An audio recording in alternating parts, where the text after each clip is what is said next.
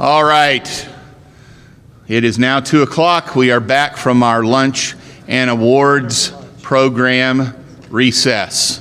I would like to thank those who were in charge of the award ceremony, and particularly Pete and Leela for getting us out so early. Thank you very much. And they even got dinner, so hey, it even works. Couple of things, just some housekeeping issues. Please, as I mentioned, make sure that you get your mouth up to the mic so we can hear you. Secondly, it would help for everyone in the room to know who you are.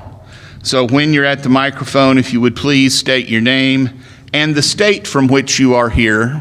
That would be extremely helpful to all of us.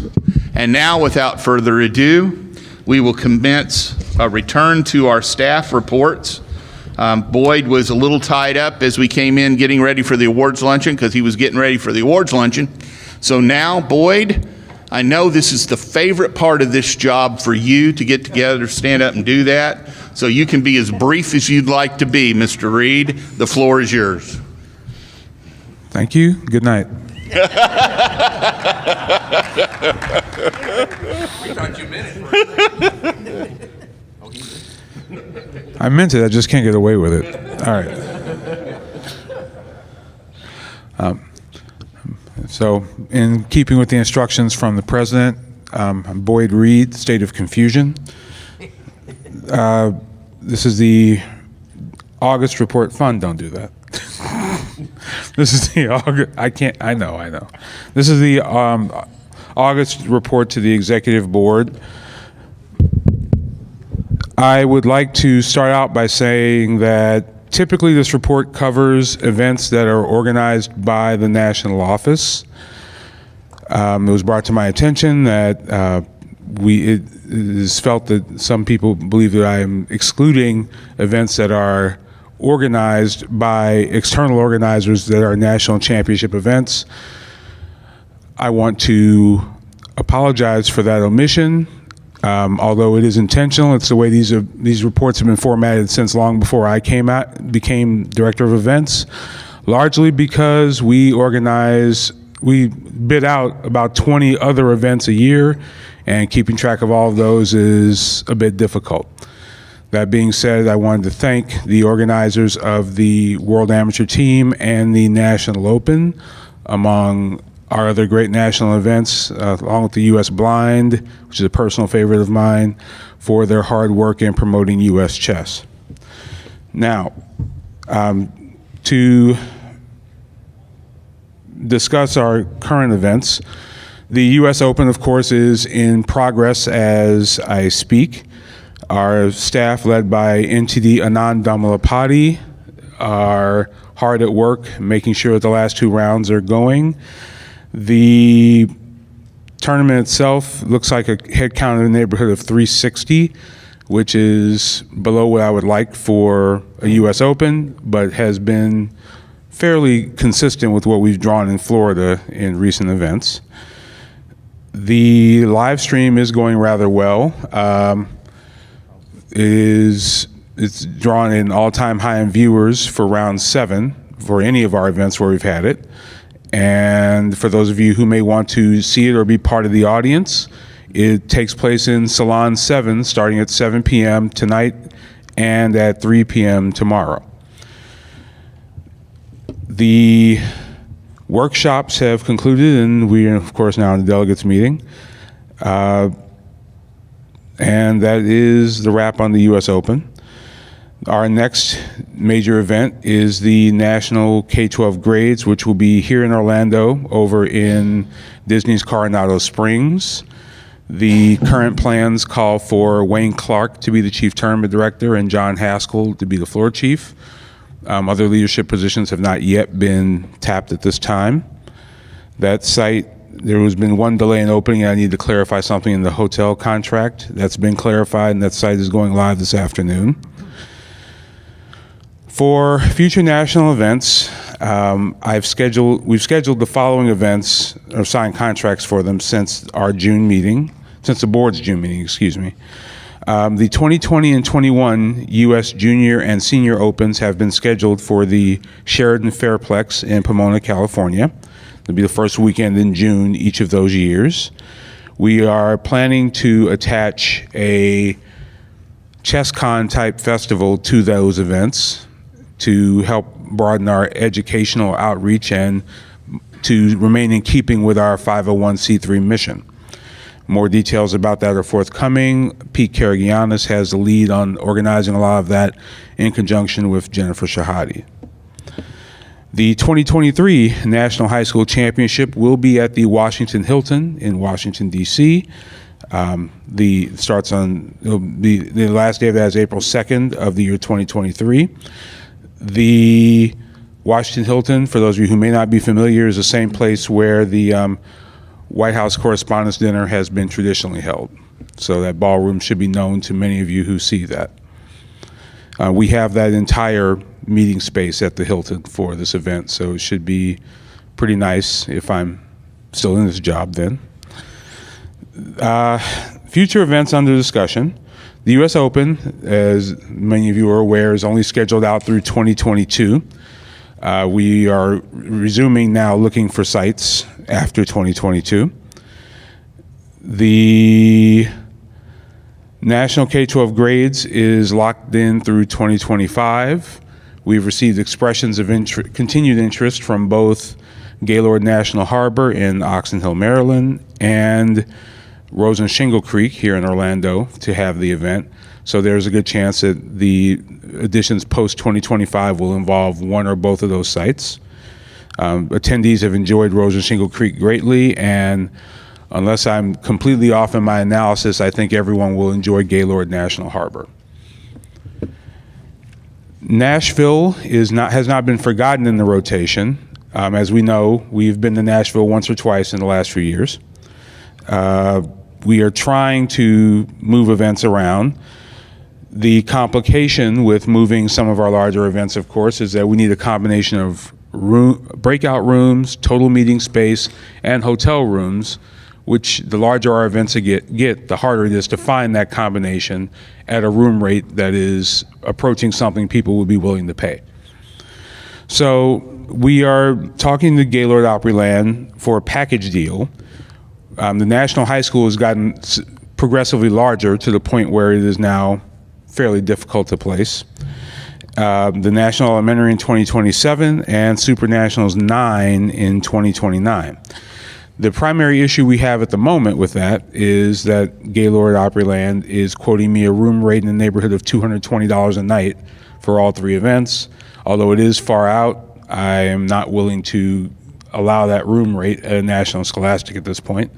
So we continue to negotiate, and I think I have a pretty strong hand in those preliminary negotiations, and it helps to know that my boss won't sign a contract with a room rate that high, so I don't have that problem. Super Nationals 9 is sort of a beast by itself, and I want to say a word about that. Super Nationals needs to be scheduled about 6 years out, I believe. And the reason is, again, you're talking about, at minimum, 3,200 hotel rooms, 750,000 square feet of meeting space spread out over about 100 rooms. The number of facilities in the country that can hold this event outside of Las Vegas by itself can be counted on the fingers of a mutilated right hand. In fact, there's one. The one we've been at the last 5 Super Nationals. So one of the things that we have decided to do for 2025 is we're looking now at the convention center model. It is harder to schedule these events with a convention center because, unlike with a hotel where we can negotiate occupied rooms in exchange for the cost of the meeting space, convention centers have this odd habit of wanting to be paid regardless of how many room nights we sell. So to use a convention center model, we must schedule enough rooms and get kickbacks from the hotels, which we can then use to offset the meeting space costs. And we combine that with incentives from convention and visitors bureaus and any other sponsorship we can get. And that makes the convention center model work. That is what we are doing for 2025 and Super Nationals 8, which will be here in Orlando. My understanding is that some folks got a chance to visit the West Concourse, where we will be hosting Super Nationals 8. And hopefully I didn't do a terrible job of recommending a site. I think it has everything we need in terms of meeting space and flexibility, which is really important. One of the things I'm rapidly discovering is that I can't plan for all of the things that are going to get added to the agenda for these events. And so I need to have as much flexibility as I can in meeting space. So Super Nationals 9, Gaylord Opryland is interested. Orange County Convention Center is interested in 2029 as well. The problem here is that I am trying really hard to keep Super Nationals off of the month of May if I can. The reason has to do with our high school students who are put in a pretty serious bind for time if we schedule them for May. So I'm trying to get Super Nationals in April, but the places where we'd like to go, the room rates are a lot higher in April than they are in May. So the search continues. Fortunately, we're 10 years out for that one, but 10 years turns into 6 pretty quickly. So we are on the hunt for that now. So for international events, I was able to make it down here for the last part of our zonal president's presentation, and he covered pretty much everything I was going to say with a lot of extra detail. I do want to talk a little bit about some of the procedures for international youth events, particularly with regard to coaching that we provide. We currently provide for the Pan American Youth, the World Youth, and the World Cadet coaching services through U.S. Chess with top players who go along to help our representatives. We provided that up until this year at a 6-to-1 ratio of player to coach. The feedback I've received, including from U.S. Chess personnel who have attended these, is that 6-to-1 is really, really, really difficult to provide any sort of decent coaching on site. Because of the times of day that you're doing this, usually in the morning before playing sessions, and at night when people are done, they end up getting maybe a quarter hour or so with each player. And as those of you who know me know, I don't believe in offering a service if we can only offer it halfway. We're better off not offering it if we can't do it right, particularly when it comes to trying to help our players in international youth events. So I have proposed 2 things. 1, reducing the ratio from 6-to-1 to 5-to-1. Second, reducing the number of players in each division of these events that receives free coaching from 3 to 2. This wouldn't preclude players from getting coaching. It would just mean that a few more players who want it would have to pay the coaching fee, which entirely goes towards subsidizing having coaches at these events for players who want coaching on site. This way, our international youth groups, for the Pan American Youth, that was led by Aviv Friedman and Elsham Maradi Abadi, reported that they had a great deal of success with the reduced rate of players to coaches. So I'd like to keep that, but I also am acutely aware that we don't have an infinite pool of money to spend. So by reducing the number of players who get free coaching, that should keep our burden about the same. So the other thing that I think that is worth reporting from international youth events is that I made it clear last year that I wanted a fully open applicant pool and applicant process for coaching. We got 22 applicants this year for the 3 youth events. In other words, we got more applicants than we had coaching positions available. And we reviewed them all, and we were able to get a lot of first-time coaches in while still giving our veteran coaches a presence on the teams to allow us some balance. We also have hired for this year's events 2 female coaches. Katerina Nemtsova and Sabina Foizor will be representing our teams and helping to coach our players. I'm hoping for more qualified female applicants. Since we send about 50% girls roughly these tournaments, there is no reason why qualified female coaches should not be there. So we are going to adjust our budgeting somewhat to allow for to make sure that we have the necessary coaches that we need and that we have the travel arrangements that we need. Some of the feedback I've gotten is that arriving a day ahead of schedule sometimes is really not doable. And I know from personal experience, trying to fly transatlantic in coach is cramped. So we try to make sure they can get small upgrades just so they can survive an 8-hour or 9-hour flight. All of this adds to the budget, so it means I have to budget more conservatively for future years, and that is in process, watched over as always by the EB. I will now take your questions.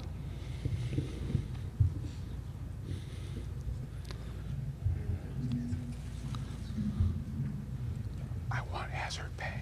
Pass it down.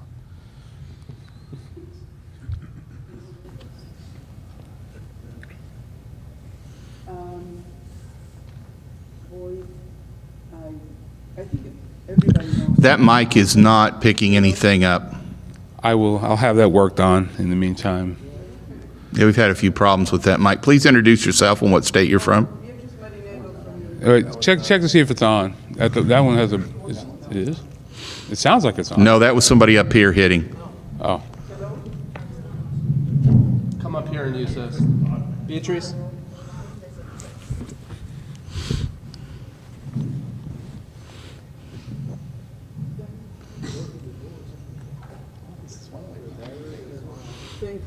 Yeah, that'll slow down debate, won't it? Our plan has been foiled. Can you hear me? Yeah, we got you. One that's working. Yeah, no. The two on the floor, they don't seem to be working so well. Thank you. Bye. Hello. I think Danny and I basically want to talk about the same thing. We would like to thank Boyd for the fantastic job that he's doing. He's extremely competent. He works really hard. I think probably 7 days a week. He has improved in everything, exceeding our expectations. We work a lot in the committee and in the council to constantly move scholastic chess forward, and he's always with us and sometimes even ahead of us. So we're very, very grateful to you, and we thank you for the hard work. And I think Danny wants to say something too. Just a round of applause for Boyd for all the work he's done.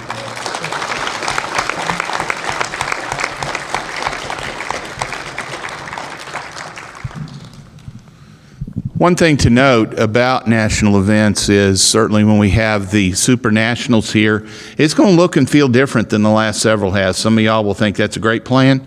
Some of y'all may not. The playing hall will be across the street here in the West Convention Center. It is Convention Center space, but part of the deal is they're going to put down carpet. But it's going to be big and open and highlights and all that kind of stuff. And all the rooms will not be directly attached to it, but there's going to be a room block in here, room block on the Rosen Hotel on the other side of the Convention Center, the Midpoint, the Hyatt, and the Hilton. So there'll be some walking involved to get there, but I would submit to you that in many cases you won't walk any further than you walk at the Gaylord, because if you're up in the front side of the Gaylord, it's a hike to get back to Delta. So it's going to be different because you're going to go outside. Most of these facilities, certainly ones on this side, you could get there on a skywalk. So if it's raining, you're not going to go out. And there are food service facilities next door in the convention center. There's a space in there that has a food court that will be open during the course of the event. There's also going to be the ability to have a number of team rooms over there, and there may be the possibility of having ones that are like, over here. So you're going to have to go between the two buildings. So that will be a bit of a change than what some of our people are used to. Now, I know that's a long way away, but the reason why I mention that is as we start talking about this, it would be helpful if y'all communicate what those changes are, because it's going to be a bit different. And the more people are prepared for that when they get here, it will be good, okay? So a lot of people come back year after year, and they have prior experience with Super Nationals. This one's going to be different. So than what we've had. We got a whole generation of people that have only known one at the Gaylord. So this will be different. And you got an opportunity while you're down here to look around. I think Boyd has arranged some tours from some people, and they've gone and seen that. We did that as an executive board, and as we thought about that, and before we did that contract, we carefully considered those. Something about the timing on these. They were really eager to schedule that event in April, and we thought, that looked like a great opportunity. Except they were really eager to schedule it on the weekend of Easter and Passover. We didn't think that was going to work real well. And we run into the issue sometimes of those sorts of religious holidays and events coming into the mix that we have to be considerate of. So anyway, just throw that in for benefit. Mr. Barber, do you have a comment or question? Thank you, sir. Dwayne Barber, Southern California. I've been to all 6 Supernationals. I've assisted in a couple of them and directing sections or taking results or whatever. And what I think I saw here a couple of days ago is a wonderful opportunity for us. We were given a tour by the folks here at the convention center area. We walked around and we asked the questions. They understood. You have to understand, if you were at Supernationals 1, you had great concerns when you walked away from that, and Supernationals almost died on the floor right there on the last day because of the challenges. And here's the point. Boyd has stepped up, checked it out, covered our bases. We are checking everything from security, restrooms. We were given the grand tour, getting a chance to look at this. I support what this young man has been doing. I hope all of you do as well. Thank you very much.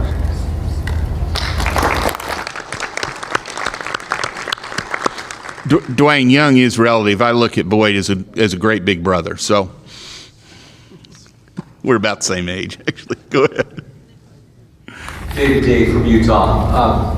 Boyd, could you maybe expand for this group a little bit on the decision to have the junior and senior for the next couple of years be events that are organized in-house rather than bid out, and have another piece with that? And maybe, I know I'd be curious in hearing a little bit more about that, why that happened, and what the plan is, other than that you and Pete are insufficiently busy and needed another event planned. Well, the good news is I plan on dumping this on Pete. He's not in here right now, so he doesn't know. Don't tell him. Actually, in all seriousness, this came up as a result of a staff meeting in Madison last year. I came up with the idea of we had been bouncing around the idea of doing a chess festival of sorts, and we didn't really have a natural location for it. The U.S. Open is a bit difficult because, one, it's already contracted out, and the space that we have for the next several won't allow it.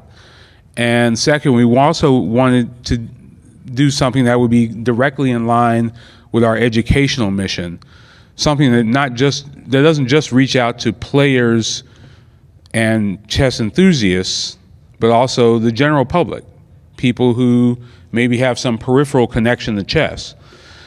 And so the logic is that, we decided that we would bring the U.S. Junior and Senior Open in-house for a couple years and see if we could attach this idea to it.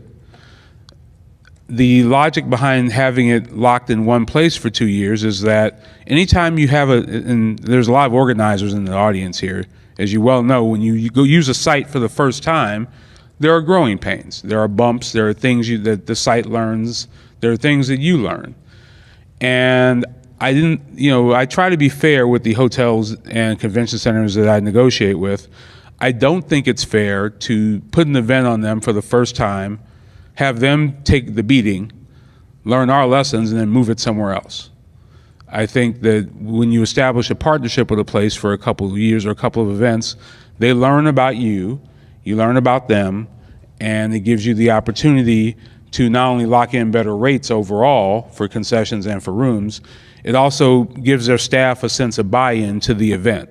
People, they take more ownership of it, which leads to a better experience for the attendees, in my opinion.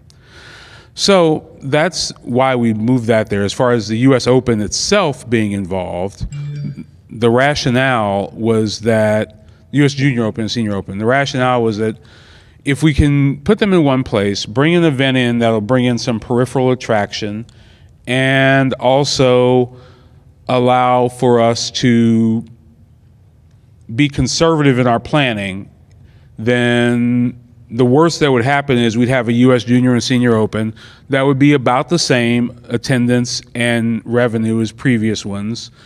And if we do it really right, we could end up, creating something really big, like a chess con. And so whenever the worst case scenario, in my opinion, is we maintain the status quo, and the status quo isn't bad, and there's a really big upside to this if we, as a group, not just me, not just the events department, U.S. Chess as a whole organizes this properly, then we have a real opportunity. And working together with the state affiliate there, Southern California affiliate, working with local clubs there, and working, to help expand the convention idea, coupling it with our experience in running events, like the actual tournament part of it, I think we can put on a really good show and hopefully fulfill a big part of our C3 mission, which is reaching out and helping to spread chess in American society. And it's my opinion, and although I wouldn't dare speak for the executive director, I think she has the same idea that expanding chess in American society is not limited to tournament chess. It's not limited to grandmaster chess. It's not limited to top youth. It's about taking the mountain to Muhammad, so to speak. We want people who don't have any connection to us to want to have a connection to us. And they may not be interested in playing serious tournament games. As those who have talked to Mike Nolan and others well know, about half of our members have never played a rated game of chess. So why do they join U.S. Chess? They feel some connection to the organization. They want to feel some connection to the organization. This is a way for us to reach out to them, because if those people are out there and we've never done any sort of outreach toward them, then who else is out there? There are about 50 million people on Facebook who list chess as an interest. They don't all have to play tournaments for us to be successful in achieving our mission. None of them have to play tournaments, but we have to reach out to people and say, hey, look, we're doing these other activities. There's a chess hook to it, but you don't ever have to step foot in a tournament hall if you don't want to. But if you're interested, we have some national championship events right over here, and you can see for yourself what it's like. So that's the idea. And the U.S. Junior and Senior Open, because of their small sizes, seem like good events to try that with. And, the dream, right, is maybe a chess con could stand on its own. Maybe it could become a regional event. Maybe it goes nowhere. But if it goes nowhere, our exposure is virtually nil, because the way we're organizing it, we're not going to put out a ton of money on it. So if sponsorship dollars come in for it, great. If it doesn't, we'll do what we can. And if it doesn't work, it doesn't work. But at least it won't be like, our former chess playing server. We're not going to lose a lot of money on this. So that's the idea. We wanted to do something low risk, possibly very high reward, consistent with the mission.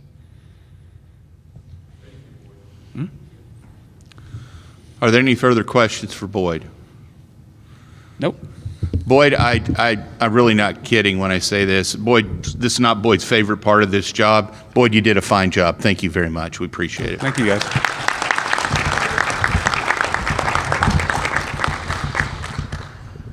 That concludes our reports from staff. We've already had the FIDE Zonal President report. What follows now are committee reports. Now, all of the committee reports have been presented to you in written form, either in the delegates call or presented in handout. However, we do have a special task force that you formed last year. And while there is a report about that in the delegates call, I'm asking Gary Walters to make a presentation about the governance task force. Some of this, if you were at the workshop, may have some overlap to it, but we promise this will be the Cliff's Notes version. Since the workshop took 3 hours, this is more like 15 minutes. Or we'll just have to hurt him. Gary? So, can you hear me? I'm way taller than all these other people that have been up here. I do love talking to this body of folks. I missed last year for the first time in a long time, and I think some of you know the rule. If you do that, you'll get a call Monday morning, and the president will tell you you're the chairman of a new committee. So beware, all you newbies. Don't miss a meeting. And for Randy Bauer, I want him to know that after years of busting my chops for showing up to this meeting in blue jeans and a polo shirt, I did have a charcoal suit and a crisp white shirt ready to go today, but my room got broken into last night and somebody took them, a very sad thing. Yeah, so Randy, I would have been ready today. So first, one bit of non-serious business, or sort of serious business, is that there are lots of folks passing petitions today. Let's make it easy for them. They need 50 of your signatures. You know that. There's at least 7 in the room that are passing that I'm aware of. And I would invite them to put their petitions up on this front table right here at the next break and at the end of the meeting today. And please file by and sign the petitions if you haven't already. Don't make them walk the room and find 50 of them if you would. You know that they have to have 50 signatures. 15 of them have to be delegates. Well, where is there an easier time to get those than here? And 5 of those have to be from different states. So please make it easy for them. Candidates, bring them up here, and I will try to help herd delegates in that direction so that they get signed. All right, so the GTF, every once in a while, the U.S. Chess Federation forms an ad hoc committee that explores subjects that cross boundaries between other committees and functions of U.S. chess. We did one approximately 10 years ago, and here we are again with a new governance task force. And the question you might ask is why? I think most of you know that. 30 of you were in the workshop room the other day, and now we have the rest of you, so there's 100 more here today that we can talk to about this, and I will be brief. The task force is looking at one principal issue and then a lot of minor issues. The principal issue is how should the executive board be formed? And when I say formed, I'm talking about both in terms of numbers, in terms of how it's selected. And many of you could rightly ask, well, that's been decided a long time ago. We have 7 members. They are all elected by the membership. This is a famous battle that was fought many years ago, OMOV, and we know lots of acronyms that rolled out of that, and lots of discussions. But here's the issue, and it's not a tough one to me, and I hope it's not to this body either. We have what I would describe to be a false tension between our membership side of the Federation and our C3 side of the Federation. And C3 is shorthand for 501c3, which is the IRS rule that governs our particular type of charitable institution. And yes, we are a charitable institution now. Even though we're formed for the purpose of education, we are still a charitable institution. And please understand that that brings with it some public duties that we used to not have as a 501c4. We had some. But now, as a charity, we have broader duties with respect to being an education organization. And that's what we are. Are we still a membership organization? Absolutely. Is anybody trying to impinge upon that? Absolutely not. At its core, I have always said that U.S. Chess is a competitive chess-playing organization. Rated chess is at the center of what we do, but part of our new mission is to reach out in terms of scope and go find more chess players. I'm talking about not the 100,000 plus or minus that we have now, but the 1 million or 2 million. And we know that the numbers of folks who play chess in this country ranks in the millions. There are millions of people who do that. Not all of them want to join U.S. chess. And my response to those who say that is, so what? It is still our mission to reach out and touch those folks, find them, introduce them to the game in however we can, and if we can bring them into the fold, all the better. And that's what we're talking about with this GTF. And how are we talking about it? Well, our 7 elected board members have invariably come from the world of chess. I am one of the rare birds who came to the executive board without ever having met a delegate in my life, without ever having attended an annual meeting, and without ever, certainly without ever knowing what the executive board was or anything about this august body. And when I say August, I mean August body. So I rolled in here as new as they get, and some of you will remember this because some of you have been around here way longer than I have. You'll remember that right out of the gate, I was launched into a battle over the CAS arbitration. It seems like a long time ago, doesn't it? And we were battling that whole episode coming out of FIDE, and I got right into the middle of it and was introducing myself, not just to members, but to you as we fought that fight 10 years ago. But here I am now, still 10 years later, long off the board, long done with my duties to these guys up here and to you, but still loving it and still returning to do things like this because it's for the game. Yet next year is my 50th anniversary of playing in my first chess tournament, and I know many of you played your first chess tournament a lot longer ago than that. But for 50 years, this game has been giving to me, and it is a joy and a pleasure to come here and give back to it in some subtle ways, I hope. And one of them is taking a look at how we form our executive board, and we're doing this at the behest of the executive board, which I think is a very good thing. The executive board itself, the 7 elected people who have ostensibly the power of the federation up here, they're saying we ought to look at how we're formed. Let's look at the size of our executive board and how we do this and see if we can't address the other side of our mission. And I hate to talk about it in bifurcated ways like that. We're really one chess federation with one mission. Let's be clear about that. Rated chess is part of it. Charitable chess is part of it. It's one mission. But is there some way that we can reach out on the fundraising side and the 501c3 programming side and reach and do that aspect of our business better? And that's what this GTF is about. So the things that we're talking about in the GTF, I'm bringing you no motions this year other than some tangential motions that have been made that address some bylaws cleanup. Those you'll see in the ADMs later today.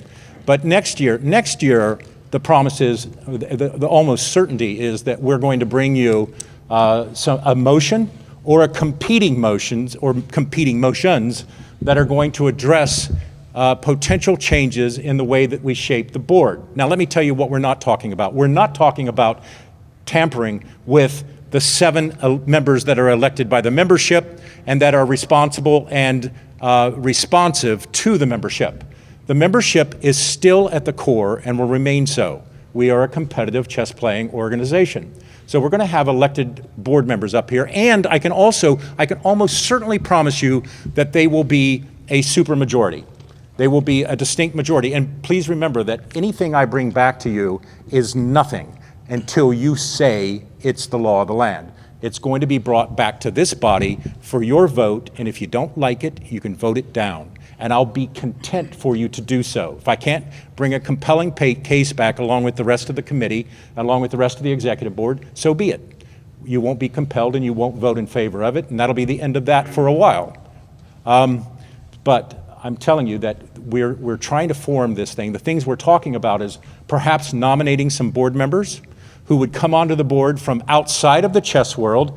The numbers that are being bandied about now are 2, 3, or 4, okay, that would come on with some skills that we simply haven't been able to find well inside of our own federation. There's 100,000 of us, but there's a lot of skills needed, and some of those skills particularly relate to 2 general areas that I'll simply describe as fundraising and C3 programming. We do a lot of programming. Carol is an expert at all of this, by the way, but she can't do this by herself.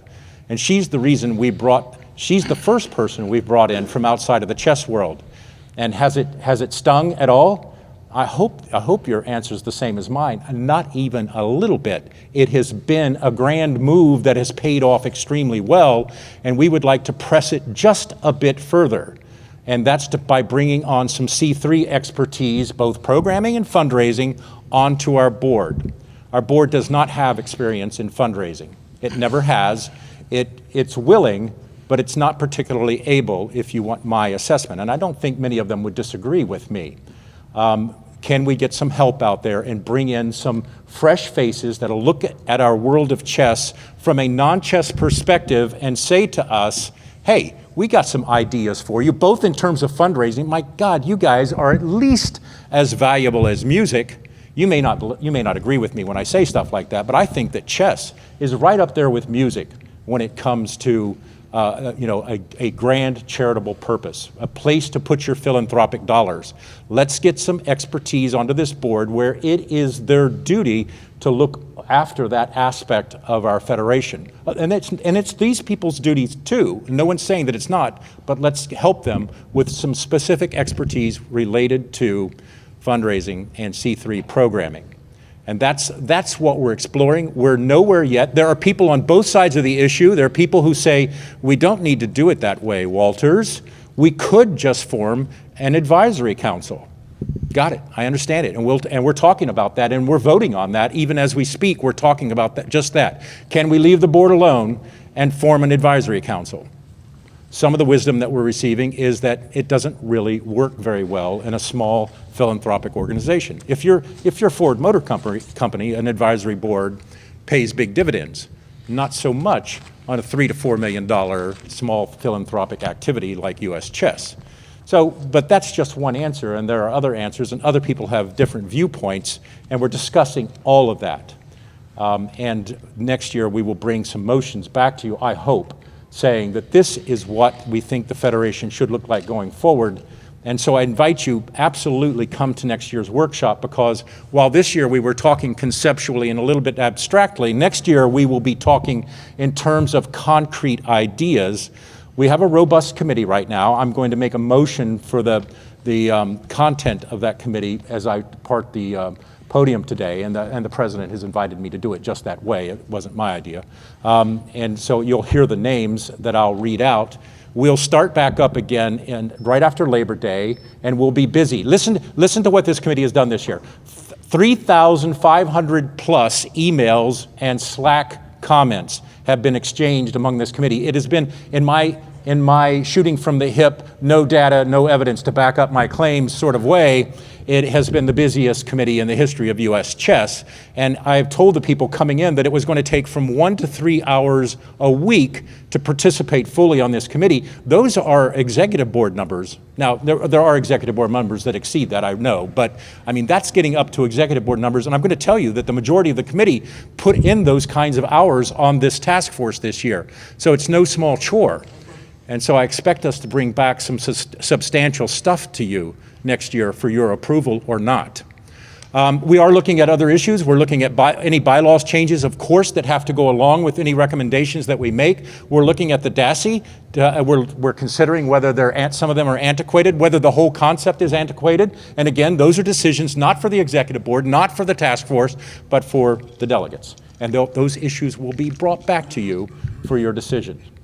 One old sticky wicket that just won't go away is, should the executive board be elected for 3-year terms or 4-year terms? And I'm here to tell you that we've now got a decade's worth of experience with the 3-year terms, and it's clunky. Take it from me, it's clunky. And there are folks, when we put this to a vote in workshop the other day, there was a strong majority that agreed with the executive board that we should go back to the 4-year terms. Fewer elections, more longevity, more continuity, and as I like to tell people, we are a big barge out in Lake Erie. We're not a small speedboat that you can just turn the wheel and we go off in a new direction. It takes time. And I've told people there are stories of executive board members who will put forward a very much prized motion that they're proud of and that they authored, and they won't even be on the board long enough to see it through because we can't get it done in 3 years. And you guys have lived that. You know, here we are in the 2nd year of the GTF, and I don't even have a motion to bring to you yet. And next year we'll talk about it. You may refer our work back to the GTF, back to bylaws and other committees. States, for example, will be impacted.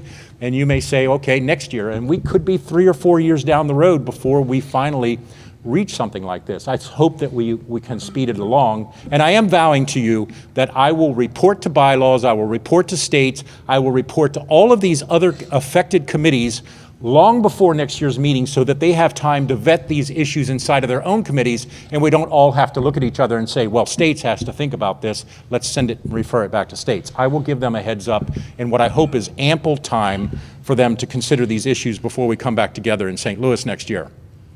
All right, so I do want to make this brief, and those are the big things that I want to tell you about. I'm just looking at my notes real quick to see if there's anything else that I want to say today. I think that those are the big things. Nomination committees will be a big part of this. How are we going to nominate people to serve on the board, both elected members and as any selected members that may come onto the board? You know, do we need a nomination committee? Let me tell you how it works now. We have a cabal, and it's a quasi-cabal, I like to say, because cabals are usually secretive. And this cabal is not secretive. It's typically me and a couple of friends of mine. We look around and we say, who's running for the board this year? Oh, let's get so-and-so to run, and let's get so-and-so to run, and let's see if they'll be interested. And then we come up with a bigger group of people to run. And we put our hands on it, and we try to shape it. And why do I do that? I do that because it's legal and it's ethical, and I spent 10 years of my life helping to take the Federation from bankruptcy to having $1.x million in the bank. That was a lot of hard work, and I don't want to see it undone. But you don't want me to be doing that if possible. You would rather formalize that, I think, and announce a U.S. chess committee that's going to do that, and they're going to name people and suggest people to run for this board, and let's get it out of the hands of people like me. I'm a good guy, I swear, and I try to do a bang-up job on this. But it's not the right way. It's not the right process. Is it legal? Sure. Is it ethical? Yes. Should it be at the core of how we do this? No. It should be operating on the fringes. And you'll always be able to do that, by the way. We're not trying to curtail your ability to go out there and seek people to run for office and to get voted in. That's fine. That's part of the political process. But we're saying perhaps at the heart of all this should be a formal piece of the process that U.S. Chess puts its stamp on, and even perhaps says to the membership, these are the U.S. Chess nominated persons. And some people will say, nah, maybe not that way, because that's giving, you know, that segment too big a head start on getting elected. We'll talk about that. We'll talk about that and more inside of this committee in the coming year. That's what we're working on. There's a lot to it. I'm going to pause for a second to see if there's anybody who wants to yell at me before I walk away here. So I must have been very persuasive today. They had 3 hours opportunity to yell at you the other day, so. Yeah. I'm not yelling. Okay. This is constructive. I'm Jimmy from Northern California.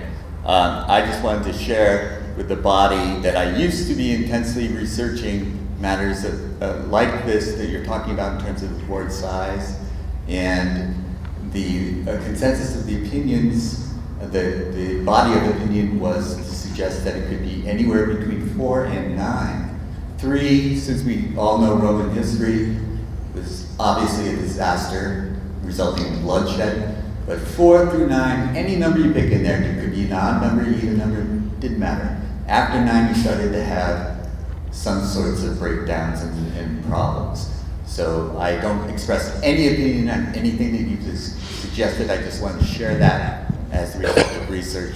So if you add to the board, I would recommend, based on research, and I have not kept up in the field, and there may be new research, but just don't have that. Thanks, Jim. Jim shared that with us in the workshop the other day. I think it's fair that he step up and share it with all 100 rather than just the 30 that were there. And we heard you, and it'll certainly be part of our consideration. Angelina. Angelina Belakovskaya, Arizona. Well, I'm not going to yell at you either. I did have an opportunity to talk during the meeting, the committee, or the task force. Obviously, you're great at talking, so I will try to keep up with that. It's not an easy task. I want to say that what you did is quite important, and I definitely appreciate that idea that we have to look for the new ways and new opportunities to grow as an organization. However, we have to also pay attention to what we are doing. And a couple of things that I mentioned before. One is, if we add new members to the board that are nominated in addition to being elected, so we have to be very careful if we bring, like say 4 people with different skills, and it's quite understandable. On the other hand, it also gives the opportunity for the board or for the people who are leaving the board to make sure that they keep their majority. So obviously when it's 7-0, it doesn't really make a difference, but if there's different groups with different ideas, so bringing 4 people nominated that somehow, let's say, were influenced during the nomination, so they'll help the majority to keep the majority regardless of people who are leaving the board. So I think, it's an important point. We want to make sure that we have the diversity of opinions. We have the opportunity to express how we see the view for the future of the federation, and it should not be all one voice that is just dominated and those 4 people contribute to it. So on the question of 3 versus 4 years, I think it's a great point overall, but one thing to consider, yes, if you came up with the idea and it takes 3 years to implement that idea, you might not see it, if you leave the board. But why does it have to take so long? So we took almost 3 years to get bonuses taken off at the request of the chess players. It should not take 3 years to do that. It took almost 3 years to get sponsorship for and support for seniors to go to the World Team Championship.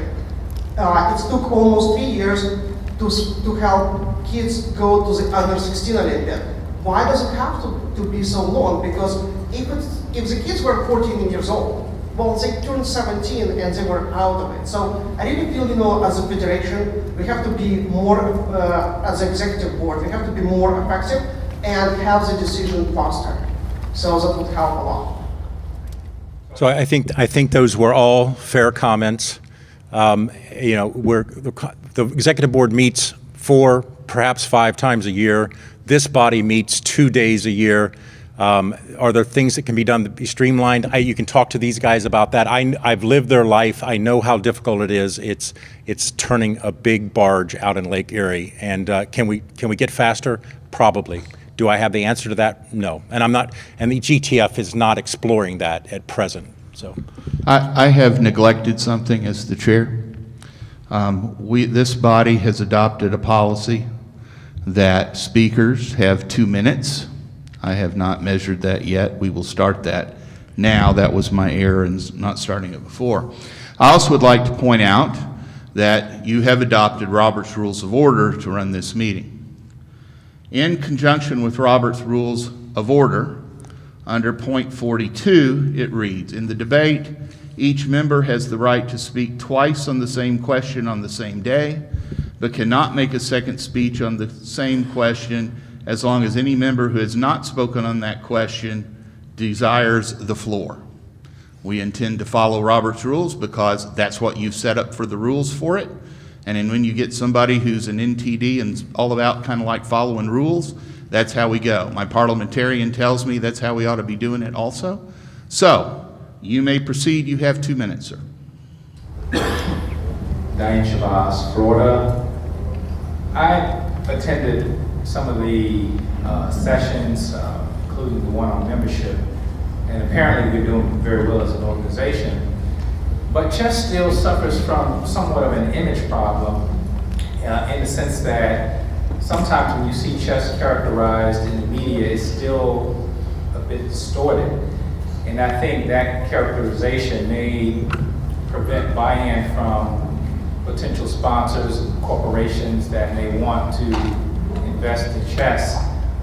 Do we have, as an organization, some kind of a liaison with corporations to help maybe correct the perceptions that corporations may have with with chess and perhaps wanting to invest in that, invest in us as an organization? That question really is not in order with addressing issues with the governance task force. It's really not about that. However, that is a function of our development.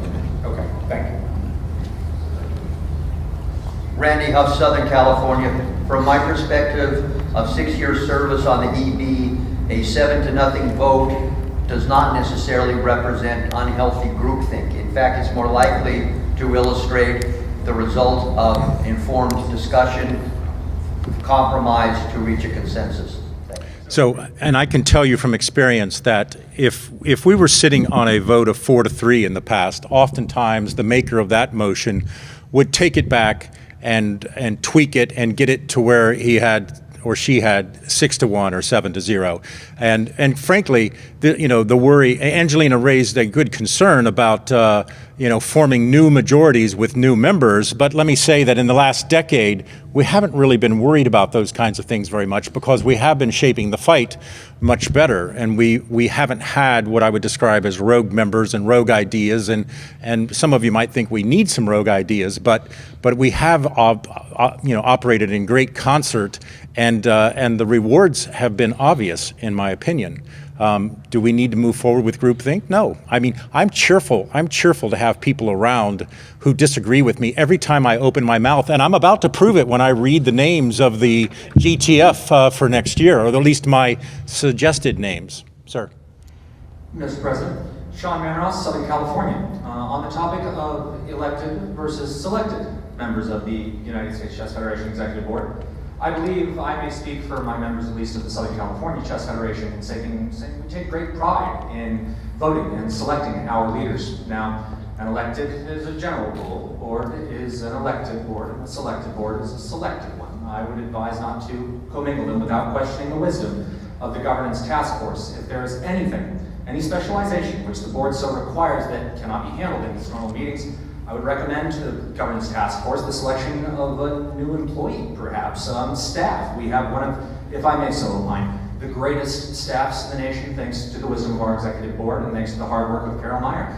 And I see no reason to begin changing the integral functions of our organization. But I leave that, of course, to the wisdom of the governance task force. Thank you, Mr. President. And I promise you, everything that we're talking about is being questioned, including my right to walk free among other men. So it's Mr. Fong, you have the floor for a question about the governance task force. Yes, I've been involved with several governance organizations, and there are indeed other structures, as you allude to, with nomination of board members. I think in some of those situations, you actually have the option to also nominate from the floor as well. And so there's more than one pathway of nominating board members. And so I'm open to different ideas that may be better for our organization. There's in my other organization, the council, it would be the delegates group here, elects the board. And that's another way to do it. So there are many ways of slicing this pie. right. And we have 13 options that we began with. I mean, 13. We've got that trimmed down to a much smaller number now, but I assure you we started with a wide array of ideas as to how to do this. And in the history of the organization, we moved from a very small group, 500 wise men or something, into one member, one vote some time ago. I think that ship sailed, and I don't think anyone's proposing changes to that at this point. It's just some tweaking for some parts of it. Are there any other things that people want to bring up for the governance task force before we can move on into covering our motions? Quick question. This is point of information. Maureen from Mount South Carolina. What is the timeline on this, on the decision? Would this be the start of next year? So my hope, Maureen, would be to bring this back in the form of an ADM next year, one that was so compelling and wise that we wouldn't need to refer it back to committees and we could get going. Now, how long is it going to take to stand up a nominating committee and make the first selections and get them seated on the board? We're talking 2 or 3 years away for that, in my humble estimation, and that's just me shooting from the hip. And the reality is some of the low-hanging fruit of the group is on your agenda this year. So if you see me and Harold on a motion, Most of those have come as low-hanging fruit out of the governance task force. I think it's fair to say, wouldn't you say, Harold? Okay. Anything else? All right, Mr. President, then I move that the 2019-2020 GTF be composed of the following persons: Lila Dacan, Randy Bauer, Guy Hoffman, Corey Cormick, Jim Manella, Alan Priest, Ken Sloan, Gary Walters, Richard Williams Jr., Harold Winston, Alexander Lemelski, and Richard Kepke. That's largely the group that's been on there. The additions are Mr. Cormick, Mr. Lumelski, I'm sorry. Is that correct? Yes, that's correct. Are there any? We had one member who dropped for personal reasons. Yes. Are there any comments? Seeing none. Can I ask that you give us that list either to me or to Grant? Seeing none, this is your task force. I think to make a change, we need to vote on that. All in favor, please vote by holding up your credentials. All opposed? Motion passes by a wide margin. I didn't see any no votes. If I missed yours, sorry, but look good. All right, so let's move along then. We have altered the advance agenda, so I would invite you to turn in your delegates' call to page 8. We will now address ADM 1935, which is presented by Chuck Unruh of Oklahoma. Chuck Unruh of Oklahoma. I have my chairman hat on for LMA. I'm thinking maybe we need a hat. I see hats of various organizations, so perhaps we'll try that. But the LMA wants to thank Frank Camerata. Frank has retired for personal reasons. He wanted to, after years and years of volunteer service to the Life Member Asset Trust and to the committee before that, he has decided that for personal reasons to leave the LMA. This year, the nominees to replace Mr. Camerata, I'd like to nominate Mike Hopfauer, and along with that, the continuing trustees, Steve Doyle, Jim Bedenbaugh, Leroy Dubeck, Dov Gorman, Beatrice Marinello, Alan Priest, Tim Redmond, Peter Dyson, Alex Relia, and the Vice President of Finance. The Vice President of Finance is an ex officio position. I have a sneaking suspicion he may, when we re-elect board members, board officers, it might be the person who made this motion. But it will be that ex officio position. So we have a motion and a second. Are there any questions or debate? Are you waving your hand? Okay, just wanted to know. Are there any other nominations? Seeing none, all in favor? That's a boatload. Anybody opposed? That motion passes. The next motion then becomes ADM 1936, which is the composition of the Ethics Committee, and that will be presented by its current chair, Hal Terry of New Hampshire. Yes, please. Doesn't matter which one. Unless you're saying you would like to get off, and that's why you're doing to the against one. No, this is the closest microphone. There are 11 names listed in your delegates call. One of those individuals, Christina Schweiss of Virginia, had to drop off consideration very late. So we'll only be presenting the other 10 names for nomination. And I'll read those to you.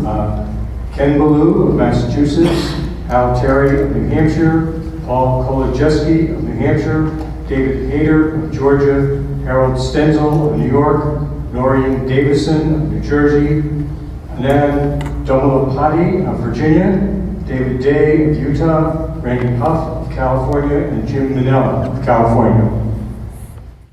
So what you have before you is the maker has amended the motion. Neil Deutsch, pay attention. This is what you need to do. Okay, so the maker has amended the motion to strike from it Christina Schweiss of Virginia from being included. Otherwise, the motion is as was presented in the delegates' call. Do we have a second? Is there any discussion? Are there any further nominations or any other discussion?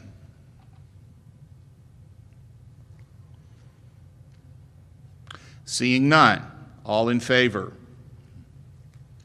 Any opposed? Motion passes. If you ask why I'm not asking for abstentions, because in this case it makes absolutely no difference. An abstention is simply agreeing to go along with the majority. That's all that it is. So this body has a habit of asking for that, but it's irrelevant. Okay? So if you want to go along with the majority, just don't vote. Solves that problem. All right, now, we have not had a motion submitted for nominations to the Audit Committee. The Audit Committee is chaired by the Vice President for Finance, and Chuck has come to the microphone, I think, to now make a motion to that regard. I would like to add Randy Bauer, John Haskell, and David Gramad to the Audit Committee, along with, of course, the Vice President of Finance.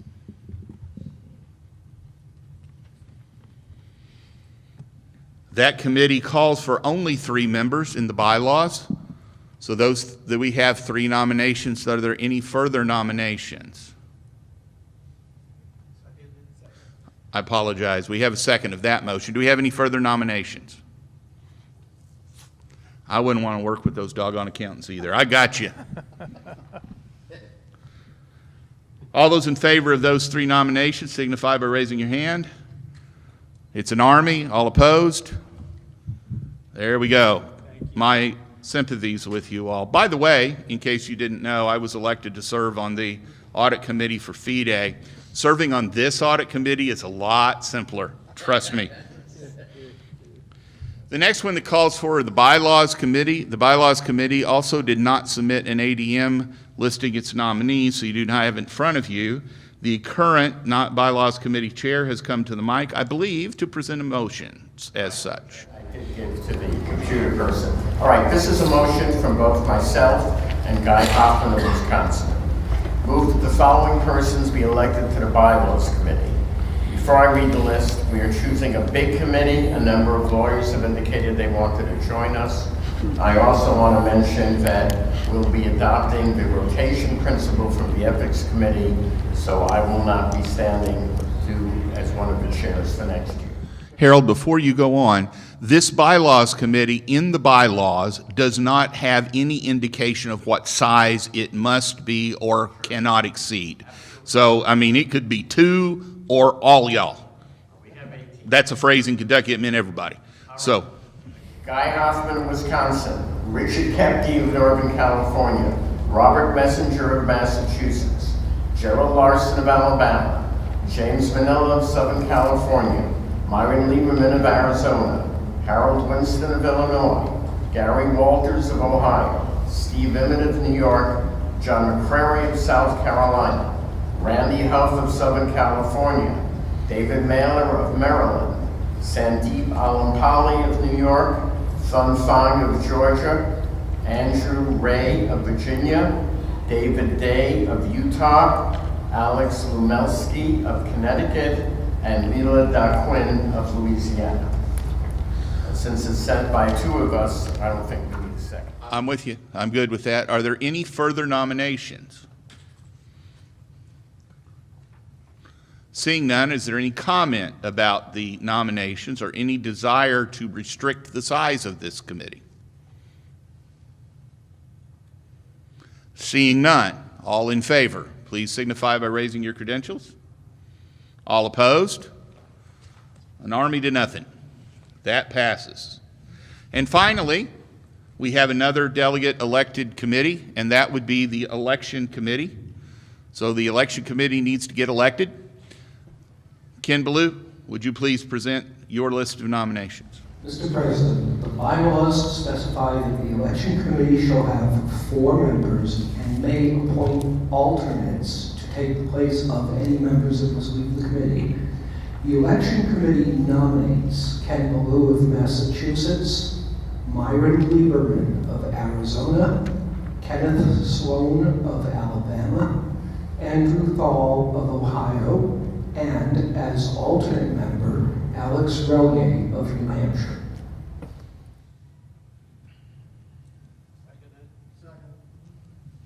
We have a motion and we have a second. It's important to note, I think, here, just to remind everybody that Harry Sabine served as the chief teller. He did not serve on the election committee. So we are not replacing Harry as if we could even try. But this committee is largely similar to what it has been in the past with some tweaks in it. Are there any further nominations for the election committee? One advantage to it is you don't have to sign any petitions. And if you're on the election committee, we really prefer that you didn't. Please go to the mic and say that. Mr. President, we amended the bylaws several years ago so that no election committee member may sign petitions. So if you're one of these people and you signed one because Gary twisted your arm to do it, please go scratch your name off if you get voted into it. That would include the alternate, by the way. I mean, it would have to. Any further comment? Seeing none, all in favor signify by raising your credentials.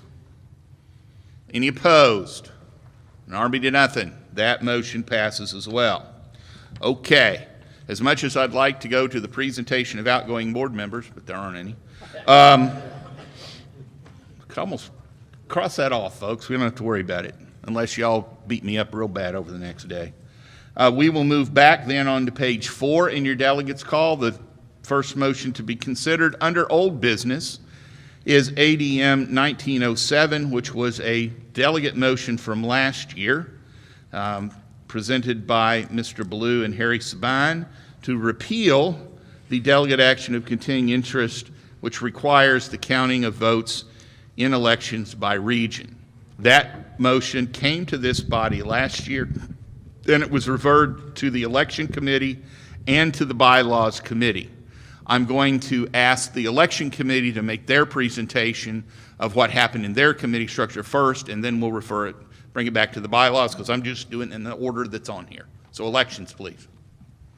Mr. President, the election committee unanimously votes that the delegates accept this motion. That's not exactly how I heard it before. I thought you said enthusiastically unanimously injected it. So I thought I heard that, but I'll just throw that in. Bylaws. All right, Mr. President, the committee was actually split, 6 yes, 6 no, one needs more thought. However, it came up at the bylaws workshop, and the workshop was decisive, 19 yes, 2 no, 1 abstention. So the recommendation and the reports have been made by the committees to whom it was referred. Now this motion is back on the floor to be dealt with by the body.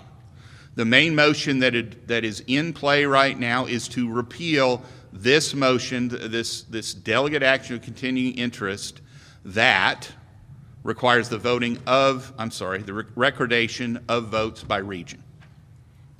Are you standing up as the election or to speak to it, or as my parliamentarian? To speak.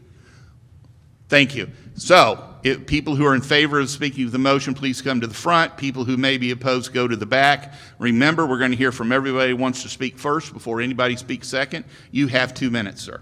Mr. President, I believe it is a fact that a majority, in fact a supermajority of our membership would have no idea, without looking at the DACI that defines region, what state they're in. I also believe that a majority of our membership was born after Region regions were basically discontinued in U.S. chess governance. And we look at you and say, what's a region? Thank you. We know who Ken was because he already said who he was, but if you step to the mic, please identify who you are and what state. Are there any other comments? Bob Messenger, representing Massachusetts. Another point that was brought up in the workshop is if we go to electronic voting, then it would greatly simplify electronic voting if we did not vote by region. If we vote by region, we essentially need 13 elections. Thank you. Any further comments?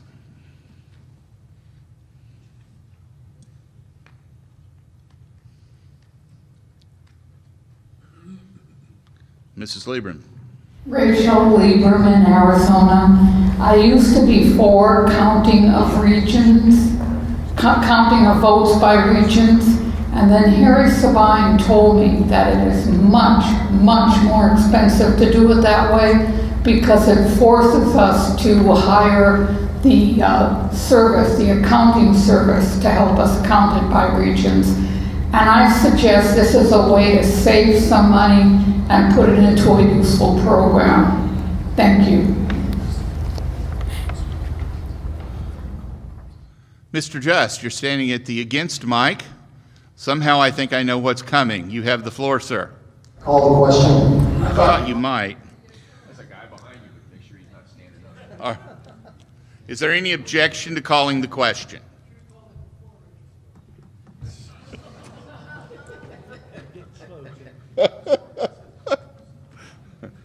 For those of y'all who didn't hear it, Ken Sloan said he should have called it before Rachel's comments.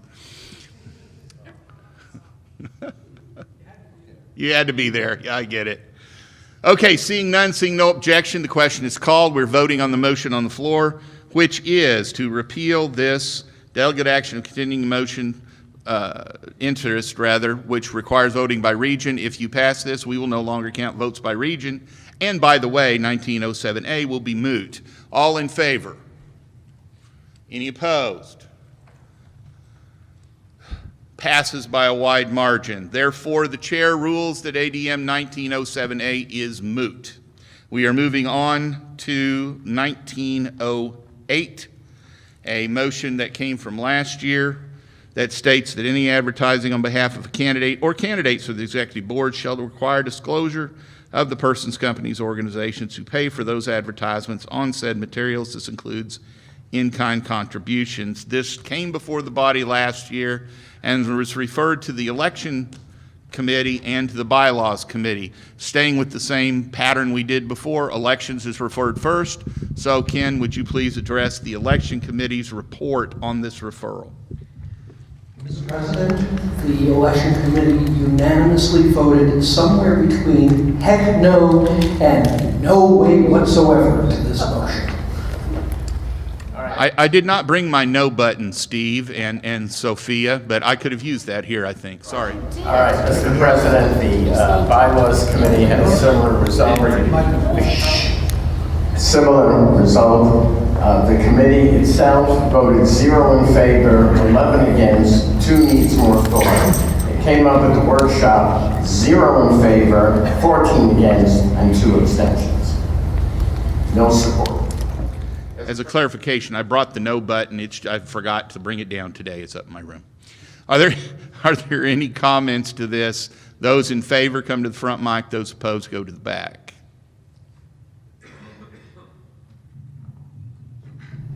Mr. President, Sean Manaroth, Southern California. I have concerns about the present motion, but not about the finding that we have so far from the committee. This has to do with transparency. And if I may address the delegates, I believe transparency is something our members ask of us. It's not an insult to their intelligence. It's not inconvenient. It is important to know who's paying for advertising.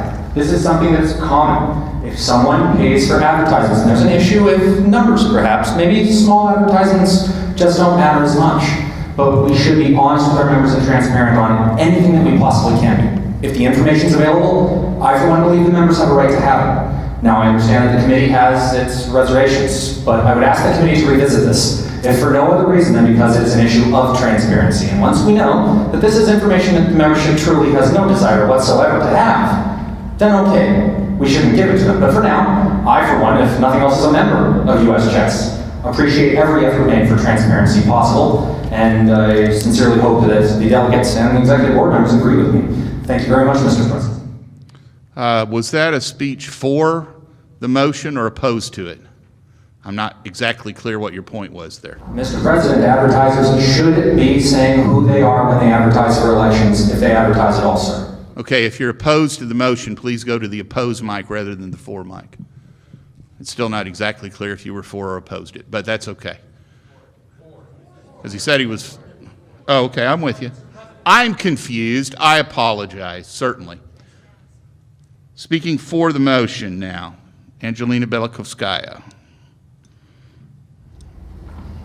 Yes, Angelina Belakovskaya, Arizona. So I am speaking for the motion because I absolutely agree with Sean. We have to have the transparency. We can't have, like some background mailing by, different sources without advertising where the money came from, who is supporting this. Now, I'm not saying that it's wrong. It just, in the interest of transparency, we have to know what's going on, and I think it's for the benefit of everybody, just to make sure that everything is nice and clear.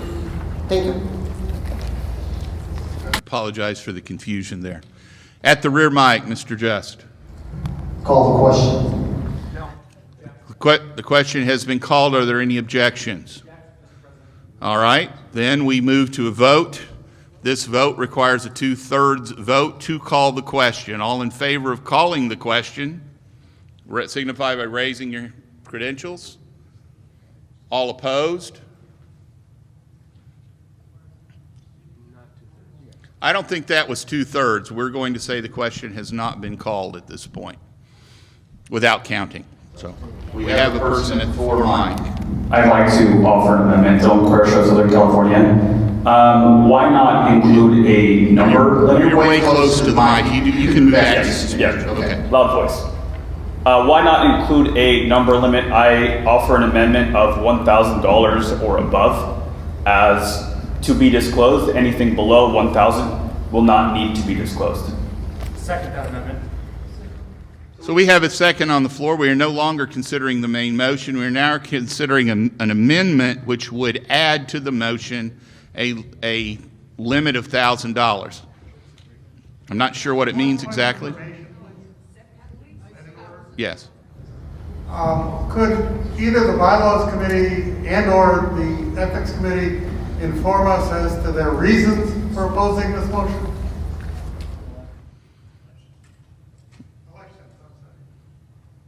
All right, well, speaking for bylaws, I think there were two concerns we had. One is we felt that advertising on behalf of the candidate was almost always paid for either by the person who signed it or by the candidate themselves. Secondly, we had a concern about the last sentence of the motion. This includes in-kind contributions from publishers or businesses.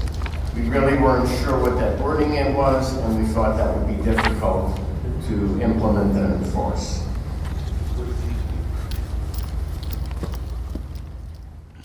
Mr. Blue.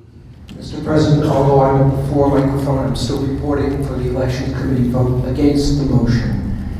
The logic is that suppose, for example, some non-U.S. chess member, some entity not associated with U.S. chess for any reason, for some reason, sends out advertising favoring a particular candidate in the executive board election.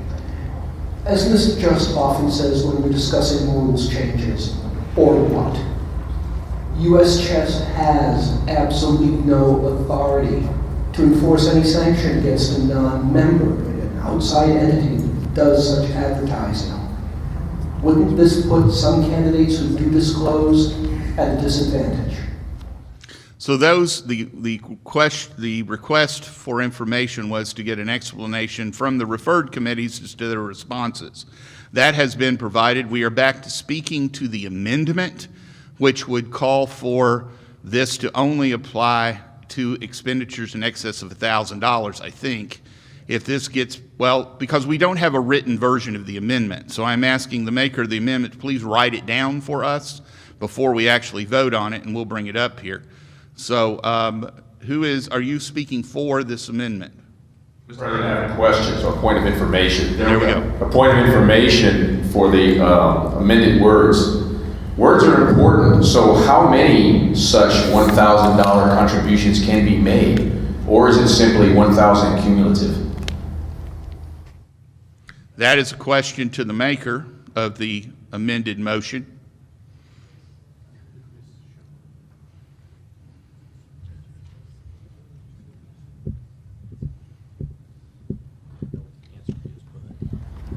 Anyone that spends more than $1,000 on the election period. Thank you.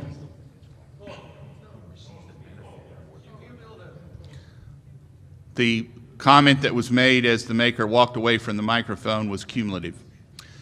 Mr. Walters, please. Gary Walters, Ohio. The guy in the bow tie up there a minute ago beat me to most of this. But this, never make a rule that you can't enforce. And that's the problem with this rule. How are you going to enforce this? There's no laws on our side on this one. Somebody sends somebody a check to help pay for postcard mailing. It becomes tangled very quickly. The next person who's at the mic is at the rear mic. Go ahead. No, you have the floor, sir. Just a point of information to the maker of the amendment. Why $1,000? Why not $500? I'm trying to get a better understanding of the dollar figure. Normally do candidates that he's able to come to the board spend over 1,000 or under 1,000 in advertising? Thank you. To the maker of motion, what is your rationale for 1,000, please? Generally, for simplicity of accounting and reporting, I mean, $1,000 seems like a nice round figure, and it doesn't make sense to do anything under that. If anybody has a better number, I would be open to amending that as well. Mr. Chairman, point of personal privilege. Could we please see the motion on the screen, the amendment on the screen? Well, we're waiting to get it from the person who made it. As soon as we do, we will put it up there. Thank you. We now have Mr. Bauer at the against mic. Randy Bauer, State of Iowa. I have served as a campaign treasurer for both Iowa State Senate race and a congressional race. And there is no way that this is administrable as it's written. So just a couple of the problems with it are that there is no explanation of what disclosure means.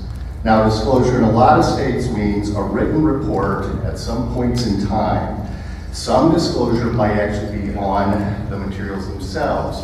And I'm telling you, every state that administers this kind of stuff spells all that out in excruciating detail. And there is no such excruciating detail here.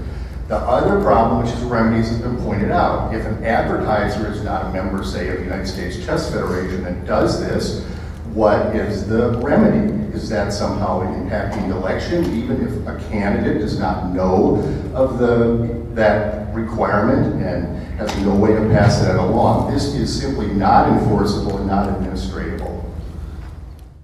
I would like to ask the people at the mic to speak not to the main motion, but what we are considering is the amendment, which would create a bottom limit for requirement of disclosure of $1,000 cumulative. We do not have that language yet, but as soon as we do, we will get it up on the mic. So please limit your comments to the $1,000 amendment. If we can get this disposed of relatively quickly, we'll move to the discussion of the main motion. Anyone else who does not address the 1,000, I'll rule your comments out of order and we'll come back to the 1,000 issue. That doesn't mean you can't speak to the main motion, but we're going to do it in order. Mr. Manroth. Mr. President, Sean Manroth, Southern California. I believe the number $1,000 is extremely relevant to the present discussion for one reason only. There are very, very few advertisers who are taking a serious role in our current election, sir. I believe mass mailers are often in excess of $1,000. We are simply trying to make sure those delegates who are in favor of this motion that every effort is made to ensure that all major advertisers are in fact disclosing who they are. The reason for this, Mr. President, is that we believe that small advertisers, for example, if you have a Scholastic chess player who wishes to go around town and say that I want to vote for one of my executive board members, if you will allow me, Mr. President, let's just take yourself, I believe that child should be able to support you. But the moment we start talking corporations or extremely wealthy people who have the capacity to influence elections, anything that could possibly be over $1,000, and the issue has come up with how do we govern it, I would respectfully submit the elections committee, this is their job. If there is any such advertisement that is out there, we need to know who is sending it. If, again, it is a mass mail, that is the purpose for the $1,000 number. The number is absolutely open to amendment or discussion, but the concept of transparency, if I may allow so, is not. We must be transparent. At least we must make every effort to be so. Well, now you're speaking to the main motion, so let's keep our discussion to the $1,000 issue. At the rear mic, Mr. Cohen. Larry Cohen, Illinois, call the question. The question has been called as to the voting on the $1,000 amendment to the main motion. Is there any objection to calling the question on that amendment? There has been an objection. That is not debatable. All in favor of calling the question on the amendment. But we're not going to vote on it till we get it up on the screen. We just don't need to talk about it anymore if you vote in favor of calling the question. This requires a 2/3 vote. All in favor of calling the question, hold up your credentials. All opposed to calling the question. That's a 2/3 majority. We need to get this up on the screen to vote.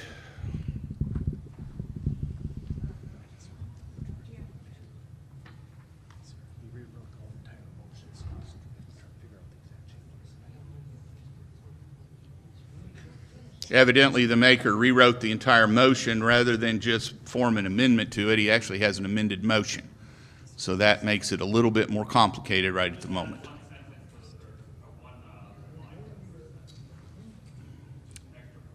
Did you hear that, Grant? He added one sentence, the third sentence, or a clause to the third sentence.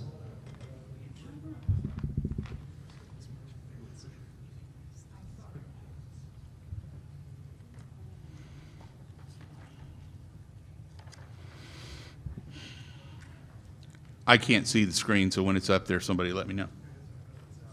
We up there? Good. Okay, we are voting on the amendment, which would add the language to provide a restriction, or a disclosure requirement on cumulative expenditures in excess of $1,000. All in favor of the amendment, raise your credentials. All opposed to the amendment, raise your credentials. We're going to have to count them. Okay, let's do it again. I need a counter on each side, please. All in favor, please raise your credentials again and keep them up. Please raise them high so I can see them.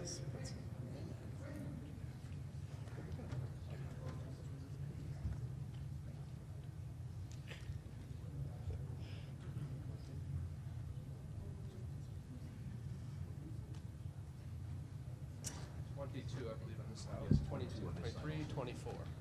24. So that's 46 in favor, opposed.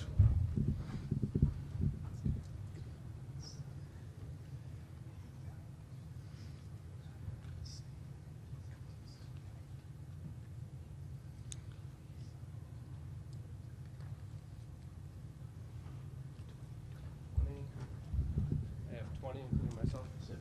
17. So the motion to amend has passed narrowly.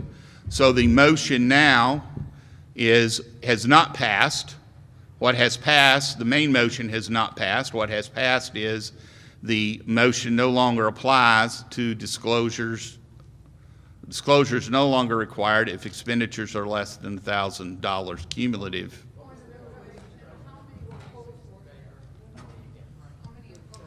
What was the total, Mr. Hoffbauer? 46 to 37. 46 to 37. Speaking to the main motion now as amended, Mr. Relia. Mr. Chairman, I move to refer this back to elections and bylaws. I believe the number $1,000 was completely randomly selected and needs much more thought. I object. The delegates should decide this matter. Well, that comment was out of order. We have a motion on the floor to refer. Do we have a second? Second. We have a second in the motion to refer. This would take this motion as amended and refer it again to someone. Who did you say? Send it to elections and bylaws. Now we are speaking to the motion to refer. Mr. Ballou. I am opposed to the motion to refer. I don't believe it will affect the consideration of the election committee any, although I'm not making that determination for the election commission. I also note that even as amended, Mr. Bauer's arguments, along with mine, of unenforceability and unadministratability of this still stands. Okay, we are now still speaking to the motion to refer.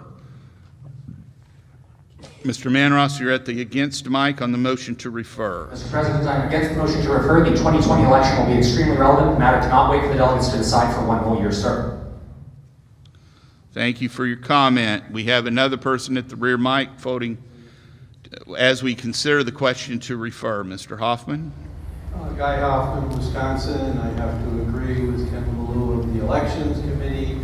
Both the bylaws and elections found no favor at all with the motion originally. I'm fairly certain if it's sent back, we'll do the same thing, and then we can repeat this again next year.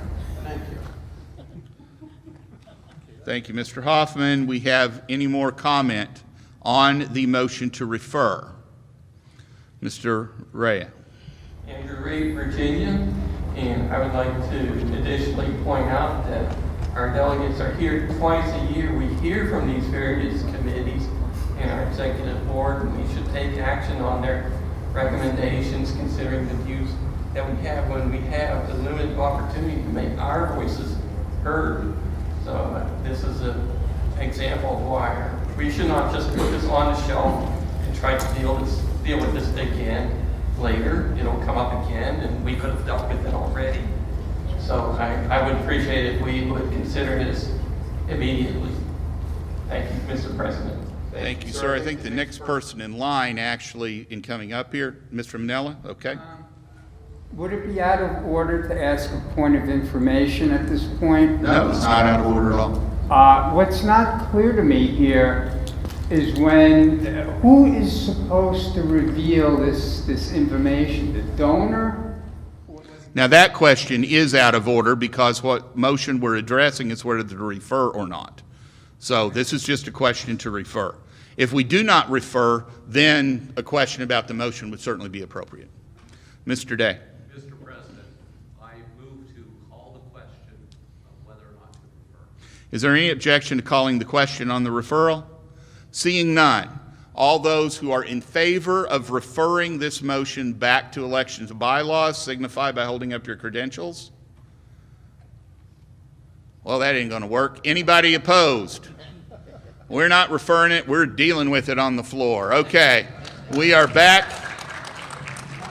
We are back to the main motion to speak to the motion one way or another. Now, Mr. Manella, your question would certainly be in order at this point. Right. It isn't clear to me who is supposed to reveal this. Is it the donor or the candidate? And the answer to that would affect the way I vote on the motion. I don't believe the maker is here, is he? Well, actually, the original maker of the motion is no longer eligible to be a delegate because he's now an employee of U.S. Chess. So that cannot be addressed by the original maker. I would refer that over, I think, to the Elections Committee. What would be your opinion as to who would have to make that disclosure? I don't quite know how the candidate would necessarily even know, so. That is my answer. As I mentioned before in my arguments, what if a donor not coordinating with the candidate, not even associated with U.S. Chess, spends the money? The candidate is completely unaware. Do we penalize the candidate? There may have been some time in the history of this organization when something got mailed out that some folks didn't know. I don't know. You are up next, Mr. Losoff. Well, first of all, conflict of interest disclosure. I have circulated a petition. I may be running for office next year, so this does directly affect me. The body will have to decide whether they want to listen to what I have to say, regardless. The questions that were asked made it very hard. I have no idea how I would even live by this. I think that the argument that it's not enforceable is meaningful. The argument that it makes it even harder with $1,000 or greater, because, for example, if someone does put an ad in their state magazine in favor of my candidacy, I have no idea how to count that towards my $1,000, even if I knew he did it. So I have to be totally opposed to the motion, even though I agree with the people who spoke in favor of transparency. And I would offer an amendment. That the amendment would be, it is the sense of the delegates that candidates should disclose contributions and payments for advertisement. And my point being that if it's the sense of the delegates that we should do this, then we'll either do it or we won't do it, and the people will vote accordingly, knowing that we ignored the delegates' opinion. But I don't see how we can possibly follow this. Mr. Losoff, I think if you're going to make an amendment, you need to write it down so we can appropriately consider it.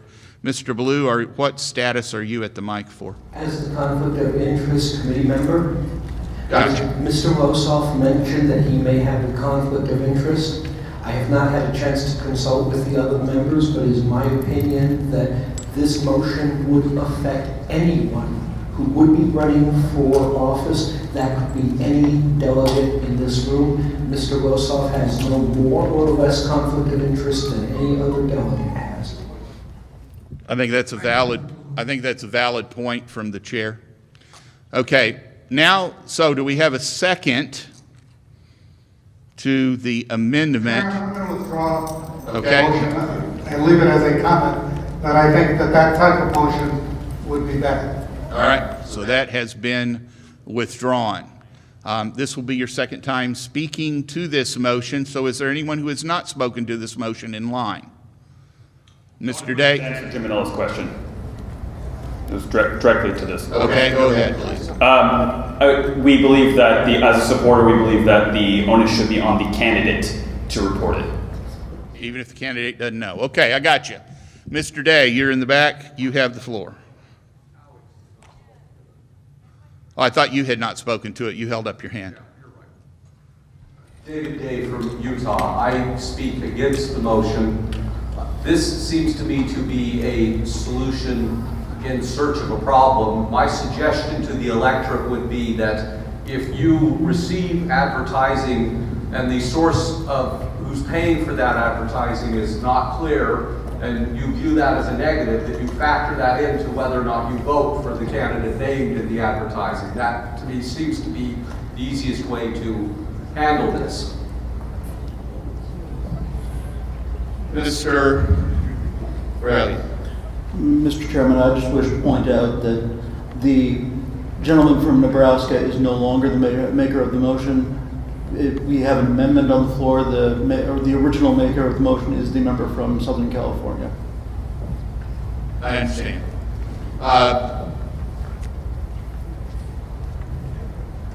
You were at the mic next in the back. Oh, me? Yes. William, Bowen, Florida.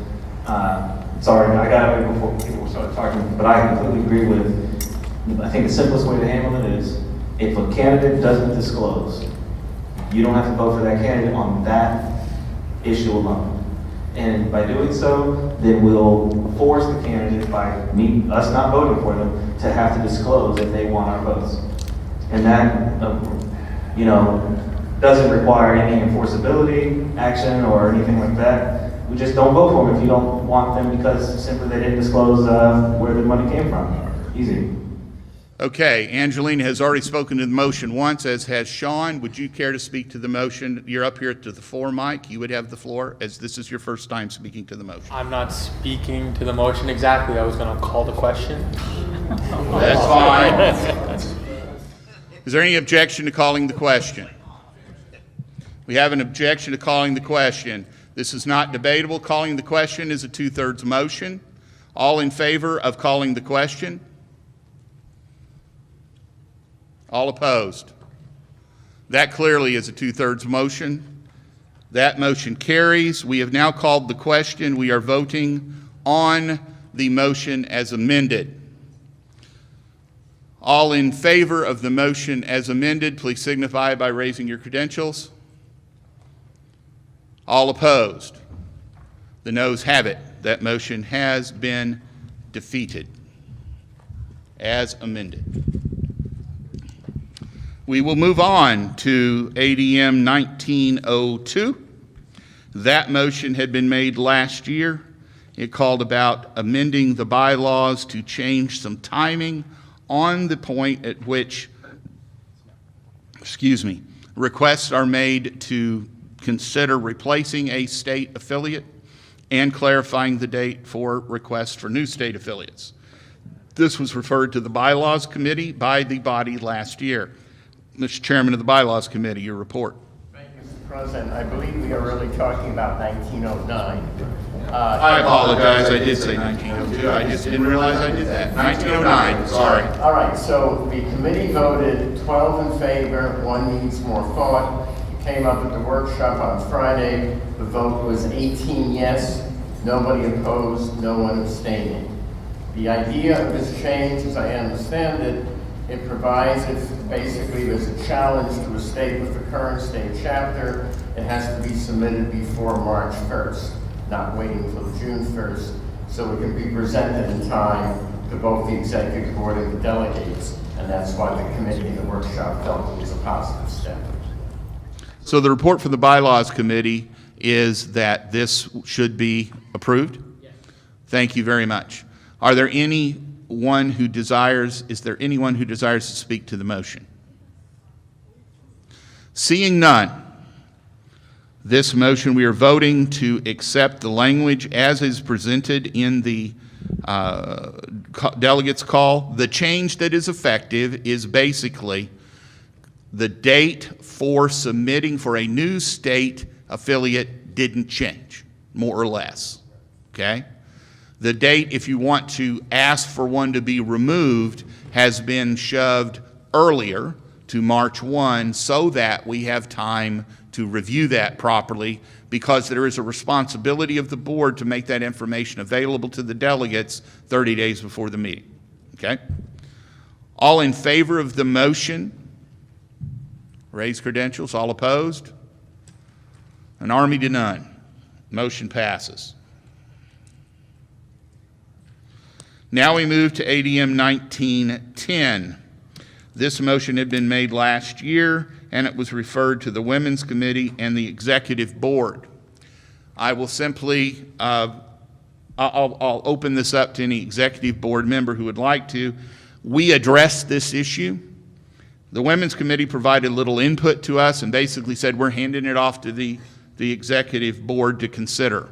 I think they recognized that it really wasn't a women's issue as much as it was a human issue.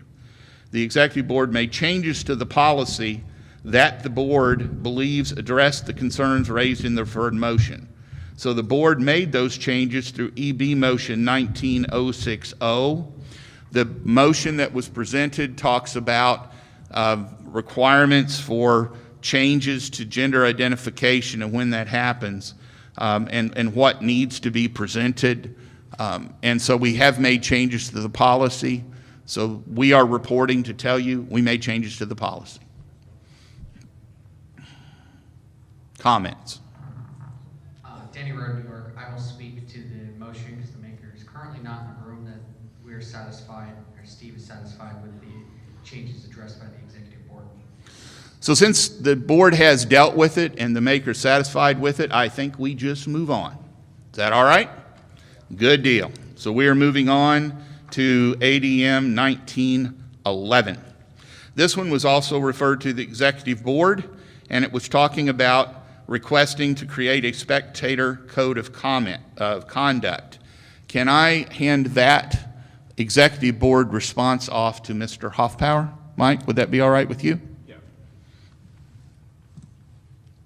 Yeah, we took a detailed look at this, and as a start point, we had a pretty detailed spectator code of conduct already in our scholastic regulations, and as a matter of fact, we modified that even a little bit more for the new draft of the scholastic regulations that are coming forth. So, Mr. President, I believe that we've really addressed this, because the spectator code of conduct that we created is one that is broader and can now be applied across, our events, not just necessarily to scholastic events. And is your thought that we would more than welcome organizers and tournament directors to pull that code of conduct out and use it at their own events? Yes, absolutely. Comments from the floor?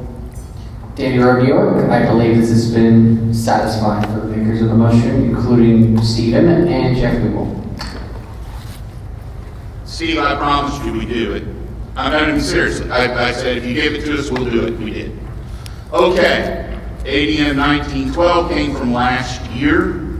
There is a motion that addresses some of the similar issues, but it's a little bit different, and I ruled that that was not moved because it is a different question. So this also came before the board to address the tournament equipment certification process. Again, I'll turn this over to Mike Hoffpower to make the response for the board, if that's okay with you, sir. Sure. As some of you may know, the issue involving various kinds of devices takes on two different issues. There's two different sets of issues. One is the issue of a device that could potentially be used for cheating in a tournament, and then any certification that may be associated with being able to use that device in a tournament. There's also certification of other things, just forms of equipment, a chessboard, a chess clock, some pieces of a certain, variety or style. Two different, really, sets of issues, but both interrelated. We focused our attention on the one that was the most significant to us, which is the potential for devices that can be used to give one opponent or give one player some kind of an advantage over his or her opponent. As a result of that, we drafted and developed a U.S. chess policy on certification of electronic notation and game broadcasting devices. I have a box full of copies of that up here that I'm happy to have circulated.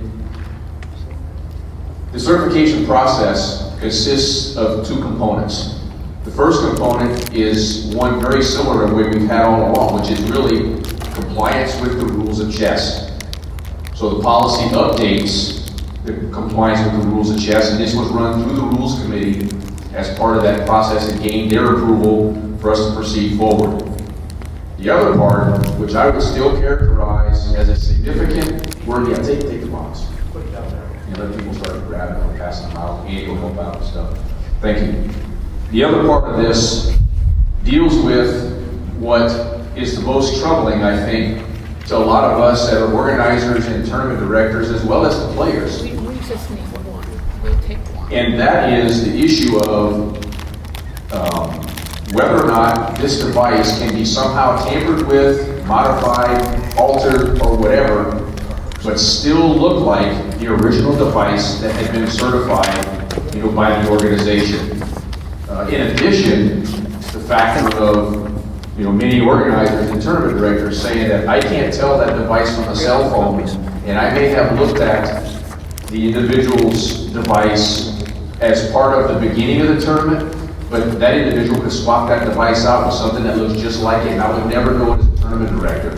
So the ability to have every round rechecking devices as we go through the process, it could become a burden on a tournament director or an organizer. So the issue is, how do you make the device in such a way so that it is really unique and it stands out, it's on its own, and it's not something that I can just buy a cell phone that's exactly the same model of whatever device it is, and I can have it be a cell phone so I can cheat with it, and I can swap it out in round 3 or 4 when I start playing tougher opponents and start using it. So we've written draft language into what's considered Part B or the second half of this certification process, which is entitled Hardware and Software Vulnerability Assessments.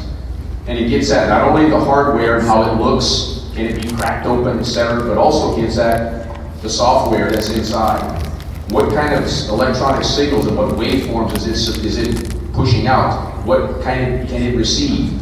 Clearly, these are not matters that us in the Chess Federation have expertise readily available to do. That is expertise that would have to come from outside the organization.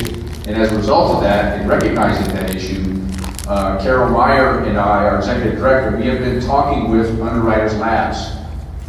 And we're in the midst of a discussion with Underwriters Labs, who has the U.S. mission of ensuring that anything that's used by consumers is safe.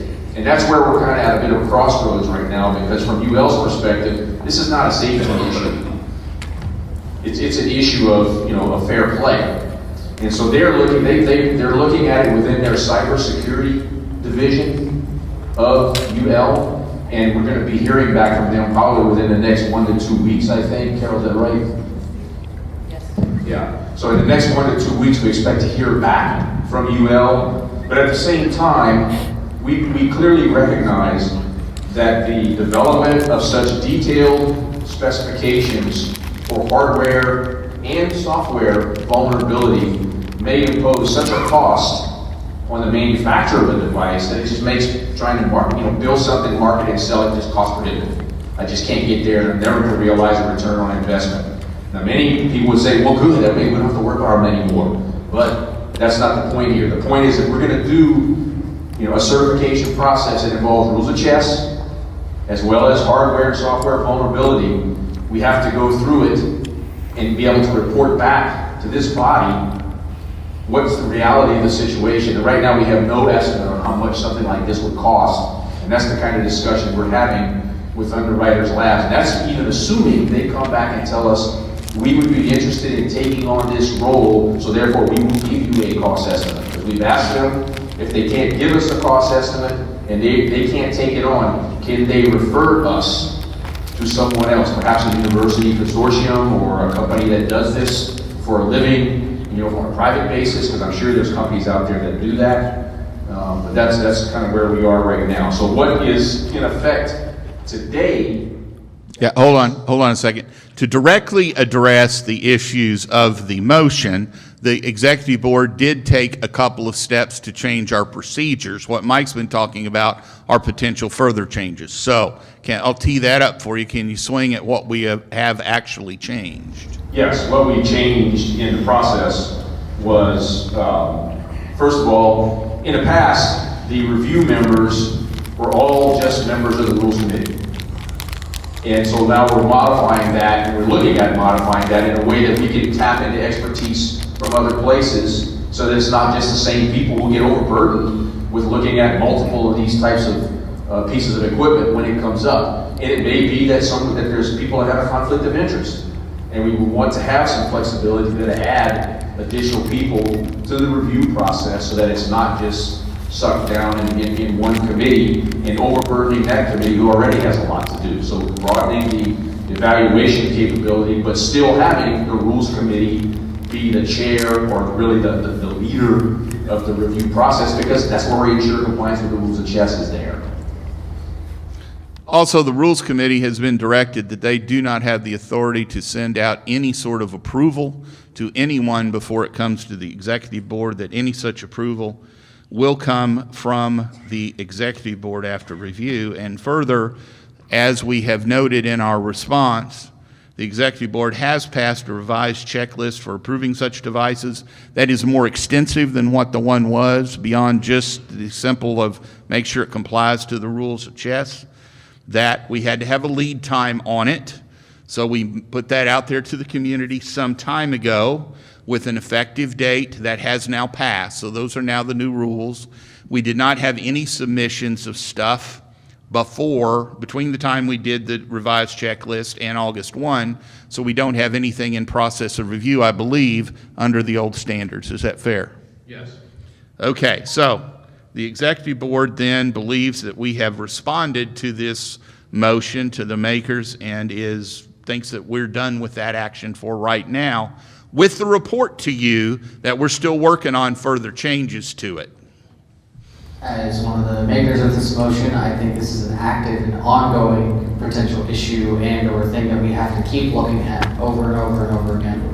And that what the motion is this year has to do with not just the technical, but the practical implications of all of this. So working with tournament directors and organizers. So that is why the new motion on the floor for later this meeting is not. You're out of order to address a motion we haven't gotten to yet.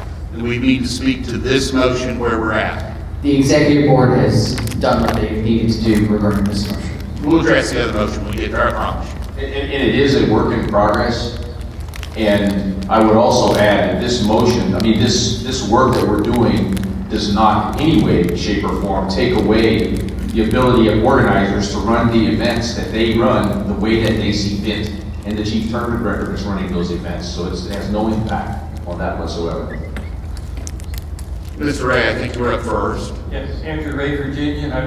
Mr. President, I'd like to direct this question to Mr. Hoffpower as a point of information. Please. His handout has been very popular, and there were not enough to get to everybody in the room. I'm sure there's still a number of people who would like to receive a copy. Is there a website where this is available, at least the, where we can read this online? Yeah, at the present, no, but I think we can make that available to the office. Well, we'll get some more copies for in the morning. Is that fair? Thank you. Okay. Gene, could you please? Sorry. Carol, would you please call up Jean and ask her if she could get these to us? We're already on it. Thank you very much. Mr. Reed. Jimmy from Northern California. I have, but I hope it's just a point of information. My question is this in any way, what you're doing, which is beyond my area of expertise, affected the visually impaired? The tournaments that we support for visually impaired, they sometimes need different devices to... No, absolutely not, because the organizer has the ability to either provide a device or to actually to approve a device, you know, that the individual brings. We do want these types of devices to go through the certification process, which then gives that organizer, or chief tournament director, you know, the backing that this thing has been looked at in detail by someone to allow it to be used in a tournament. But an organizer is free to provide the tournament whatever devices they want to provide them, because everybody's got the same thing and it's fair for everyone. Or allow the use for those who need accommodation for a disability, certainly. And there's a whole variety of things that might apply to that, certainly.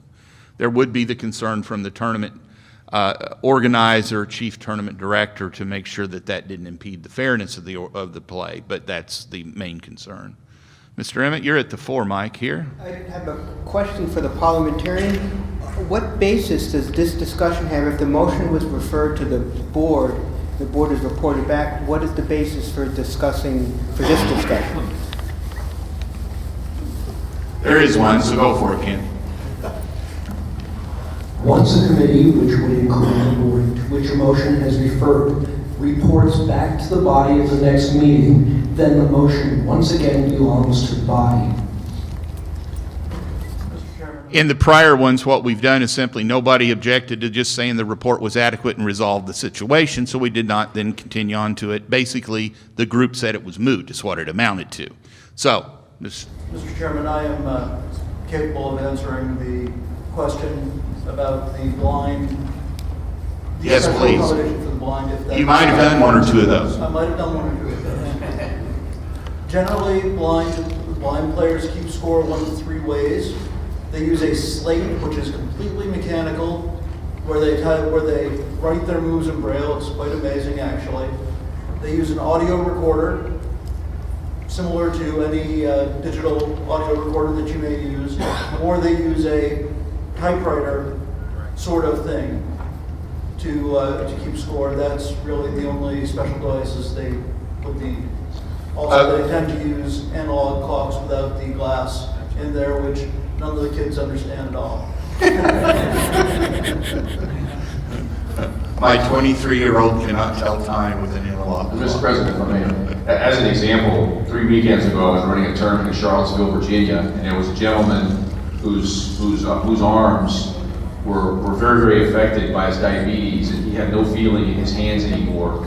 And he was explaining to me why I can't write these moves down. I saw his score sheet, and it was completely unintelligible, even to himself, although he was trying. I showed him one of the devices that one of the players had, and showed him that what if we had a device like this as within a larger tablet size. He said that would be great because I could just touch the piece and move it to the next square, and it's taking the notation for me. But those are the kinds of things that I think that are very, very beneficial to players who have the kinds of needs.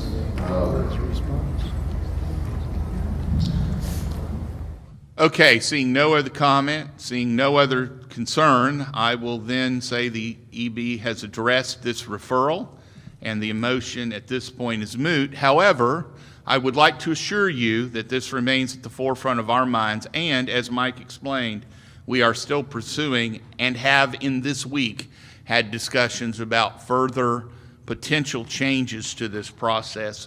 Stay informed. For those of you who are less technologically challenged, look for it on our website. We'll announce it there. If y'all are a little more technology challenged, I'm certain at some point it might show up in print, but that may take a little while. And if anyone in the body has an idea of another organization that may do these types of hardware and software vulnerability assessments, we'd be interested. We'd really like to know that. In addition to Underwriters Laboratories. Okay, let's move on then.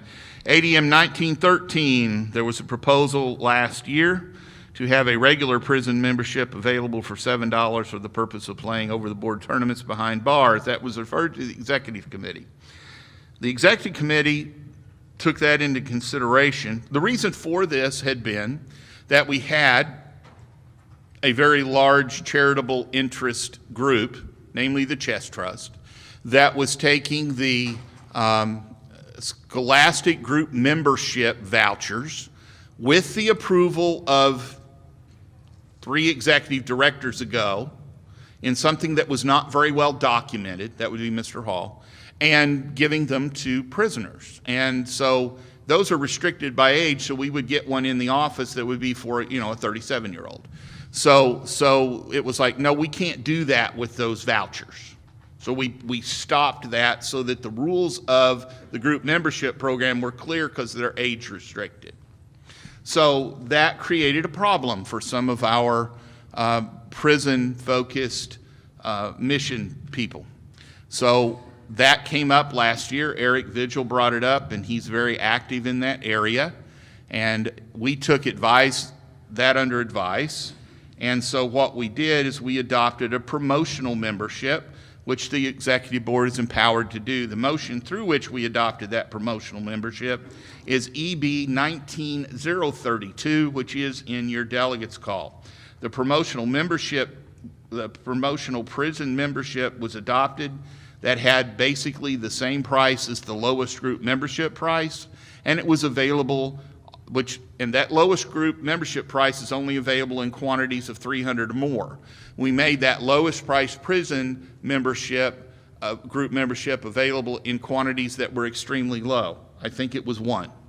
So you could, if you're in that space, you could, and it just spread out. It became not one of those secret handshake things to know that you could get away with that. So I have been informed that we have maybe not done as good a job at how we communicate that as possible. I take that to heart, and we'll see that we can't do a better job communicating that, but we believe the intent of the motion has been met.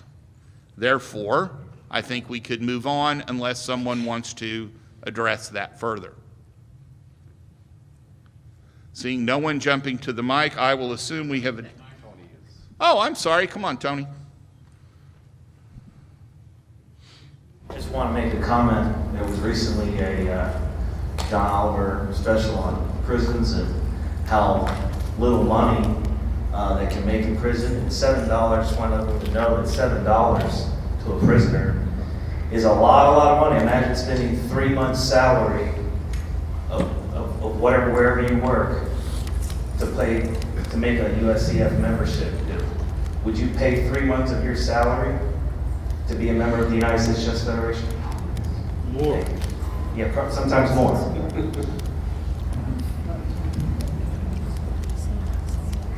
Wow. Any other comment?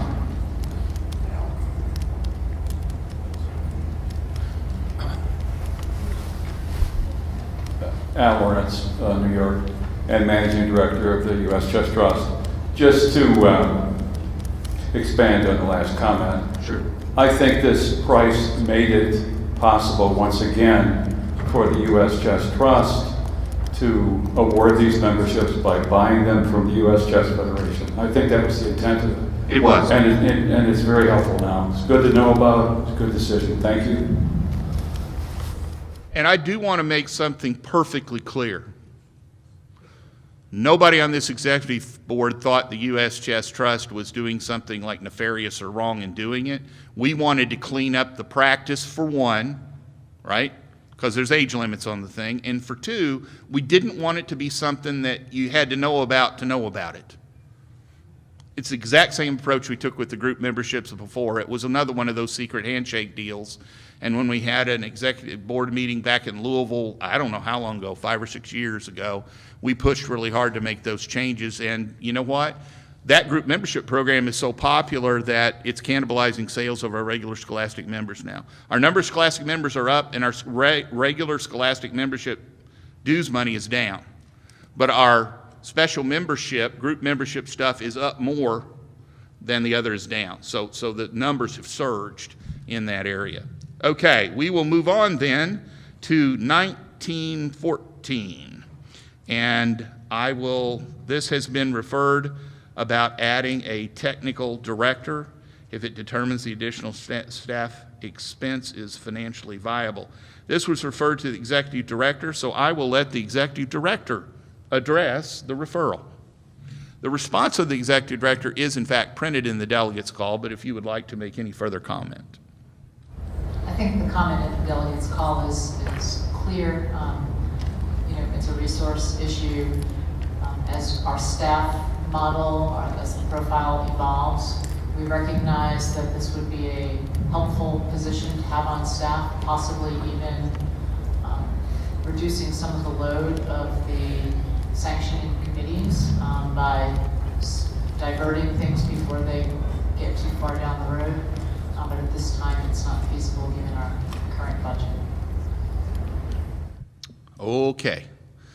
So the executive board believes this has been addressed. Are there any further comments? Seeing none, I will assume that that is resolved, and we will move forward into new business. Now, the first items that go into new business are any motions that come out of the membership meeting. I believe at the membership meeting there was one that came in. That will be inserted here now. It may have been up on the board as MM2. That was because MM1 was the appointment of the additional delegates for the meeting, and that has already happened. We don't vote on that here. So we are dealing with MM2. I've slept since then. I don't even remember what that motion was, but I know you were involved with it.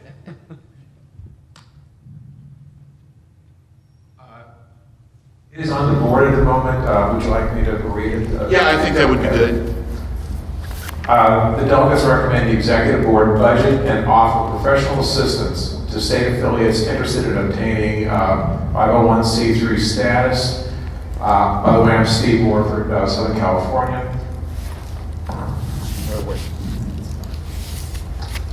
Just in brief, I think most of the members understand already what many of the advantages are of being a 501c3 organization.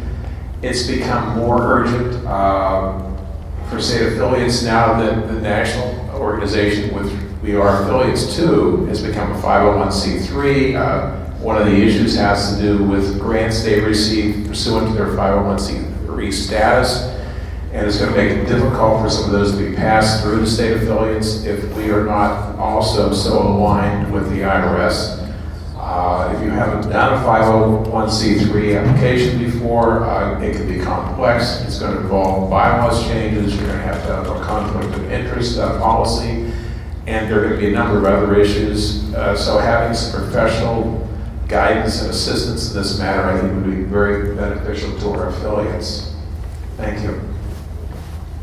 Just as background information, procedurally, the concept was approved in a straw vote at the States Committee this week, and then I took it to the membership meeting yesterday afternoon, and it received a positive vote for the purposes of putting it on the agenda today. Thank you. Mr. Vice President of Finance, did we already pass a budget? Oh, yes, we did. So we don't have the ability to put that in the budget right now for the coming year, but Randy? Thank you, Mr. Chair. Randy Bauer from Iowa. I'm not opposed to the motion. I would ask if the maker would be willing to accept an amendment that strikes the word professional. And my reason for that are a couple of reasons. First of all, that it's difficult to determine exactly what constitutes professional assistance, but I do believe that the office would be willing, and the executive board would be willing to provide assistance to state affiliates. I could see it being a checklist or something. One of the problems certainly is the incorporation, and things are state specific. Mr. Ballou, did you have something to address? Yes, I move to refer this motion to the executive board. Second. We have a motion and a second to refer this to the executive board. However, we have a motion on the floor already, which we had not dealt with yet. So we're going to need, that's out of order. That's out of order. We had a motion to amend, which has not been dealt with. So you had a motion to amend, Randy. I first asked if it would just be a friendly amendment, but it is still a motion, or it will be if it's not friendly. We need to deal with this first. Is it my understanding you just simply want to drop in your amendment the word professional? Yes. What is your, I missed part of what you said. Explain your intent. I mean, I put professional in there to make sure that it was somebody who was really knowledgeable about the process. Well, first of all, it would be the office would be providing assistance, and determining whether or not professional assistance requires it to be a CPA or a lawyer makes this a little bit more difficult to perhaps provide assistance that will still be material for a state affiliate. As was noted by the Vice President of Finance, this is not in the budget currently. Certainly could be considered for the future, but for us to be able to act on it right now, it would probably be assistance that isn't necessarily a CPA or a lawyer. No, I don't think I would accept that. I don't think this is necessarily a large item from a budget standpoint, but what I'm looking for is somebody, a professional. Then I will make that motion and speak to it. Is there a second to the motion to amend? We have a second to the motion to amend. So, as one was involved in the work that was done to make the U.S. Chess into a 501c3 organization, there were many hours that if we were hiring lawyers or accountants to do so, would have ran well into the thousands of dollars. And if this is going to be provided to each of the state affiliates that wish to have those services, it's going to be very expensive. And it has not been budgeted, and I would prefer that at least at this point in time, that we provide assistance but do not require it to be quote-unquote professional assistance. Point of information. It's my understanding, please correct me if I'm wrong, and maybe this should be a point of parliamentary inquiry, but when you refer something, whether the amendment has been approved or not, the entire matter, including the amendment, is automatically included with the referral. And if that's the case, do we need to even worry about whether or not the amendment is approved here if the whole thing's being referred? Your point of parliamentary inquiry is correct. I wanted to allow them just to finish making the point so we would know exactly what the amendment was. So now that we know what the amendment is and we know what the motion is, the motion has been made and seconded to refer the whole thing to the executive board. That is appropriate to be on the table at this time. Now we are speaking to the motion to refer. So anyone in favor of the motion to refer would come to the front mic, opposed go to the rear. No one has spoken to this motion at this point. Mr. E. I'm Jimmy E. from Northern California. I am in favor of referral. I am also in favor of the amended suggestion by Randy. My point is only to say that the CalChest recently went through the 501c3 process, and it was long and required energy and work to do it. And this offer of assistance is greatly appreciated, however we manage to do it. Do we have anyone else to speak to the motion to refer, not to the substance of the motion, please? Dwayne Barber, Southern California. In the motion to refer, I would mention to the board that the amount of time and space energy necessary to deal with this topic when you receive it is minimal. And so when it's referred to you, I do not see the amount of time you will need will be large, because in my last evaluation, where I checked every single state affiliate, 38 of them are already nonprofits. You're not dealing with a field of 40. You're dealing with a much narrower field. So when it's referred, then it will be less of a strain on effort and energy by the executive board. Thank you. I'll make an observation that nonprofit is not the same as 501c3. There are some 22 different, I stand corrected, I said 22 the other day. There are 24 different categories of 501c organizations, including nuclear plant decommissioning sinking funds. That might apply to some of our affiliates. I'm not sure. I believe we're only speaking to the motion to refer to. We are. I'm actually in support of referring it with the current language. It's not referral with current language, it's just a referral, and we'll deal with it. And we have an amendment that's been proposed, so we would just be dealing with it. In the back. William Bowman, Florida. We're referring the motion and the amendment. And I would say if we're referring the motion was to refer to the executive board, I think it should also be referred, if it's going to be referred, also referred back to the state's committee as well. Thank you. Can I make an observation that the state's committee is an executive board committee? So the purpose of an executive board committee is for us to be able to seek guidance from any of our committees. So I think if we were to need it, we would ask them rather than, and it may be outside the expertise of that committee a bit. So is there anyone in favor of referring it to states, or just send it to EB, and if we need states, we'll ask them? Mr. Manroth. Mr. President, in agreement with my fellow delegates from the state of Southern California, and as a president of a state affiliate that sincerely wants to become a 501c3, I support moving this to the executive board with the explicit reason that looking to our finances, they have never been stronger. The credit for this, in large part, goes to the Vice President of Finance, Vice President Unruh, and he needs to have his say on this. So I believe the delegates should immediately commit this to the executive board, and we should call the question. Well, you cannot call the question after speaking to the motion under the rules that this body has adopted. Mr. Day, you have not spoken to this. Mr. Mumford has. Because Tim Justice is not doing his job, I move to. Is there any objection to calling the question to refer this to the board? We have an objection to calling the question on referring it to the board. All in favor of calling the question on referring to the board, please hold up your credentials. All opposed? Takes a 2/3 majority. We clearly have a 2/3 majority. Now let's vote on the referral. All in favor of referring this motion and the amendment to the executive board? All in favor? All opposed? It is referred. We will report back next year. Now we are moving on into other motions of new business. I will point out to you, it is 25 minutes after 4. Those of you all who are involved in the chess experience here probably would like to be able to go play at 7, so I assure you I am tracking that. But we're going to keep going for a little while. If you need to take a break on your own. I'm not going to recess for it. We're just going on, and if you need, you wander out and come back. Go for it. We are on 1915, sir. You are a maker, Mr. Winston. Pursuant to Article 3, Section 10 of the bylaws, the delegates reviewed the promotional memberships offered by the Executive Board in 2018 and authorized their continuation.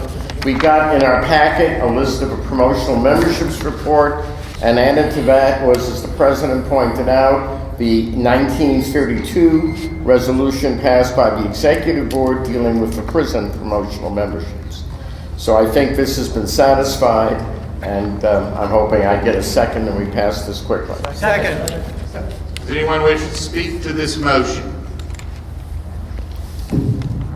I'm up. Yes, you are, sir. I'm definitely speaking in favor of approving what you've already done. One thing I would like to see, I think, is an excellent program is this bulk membership. But the unfortunate flaw with it is you cannot upgrade one of those memberships to a membership with a magazine. And at least in our state, we have not been using the bulk membership very much because we feel that for a large subset of our population, being able to have the kids receive Chess Life for Kids is a big boost promotionally. And we would like to see that the bulk memberships, the promotional memberships be expanded to include something that will also include the magazine, even if it's just at the same incremental price difference. Thank you. Mr. Just. I'm back on vacation. I call the question. I was worried about you, sir. I'm glad to hear you're doing well. Is there any objection to calling the question? Seeing none, all in favor of supporting the motion, signify by raising your credentials. Any opposed? An army to none, except Harold had his thing up for both. Sorry. I think you were just trying to get up, getting your hands in the air.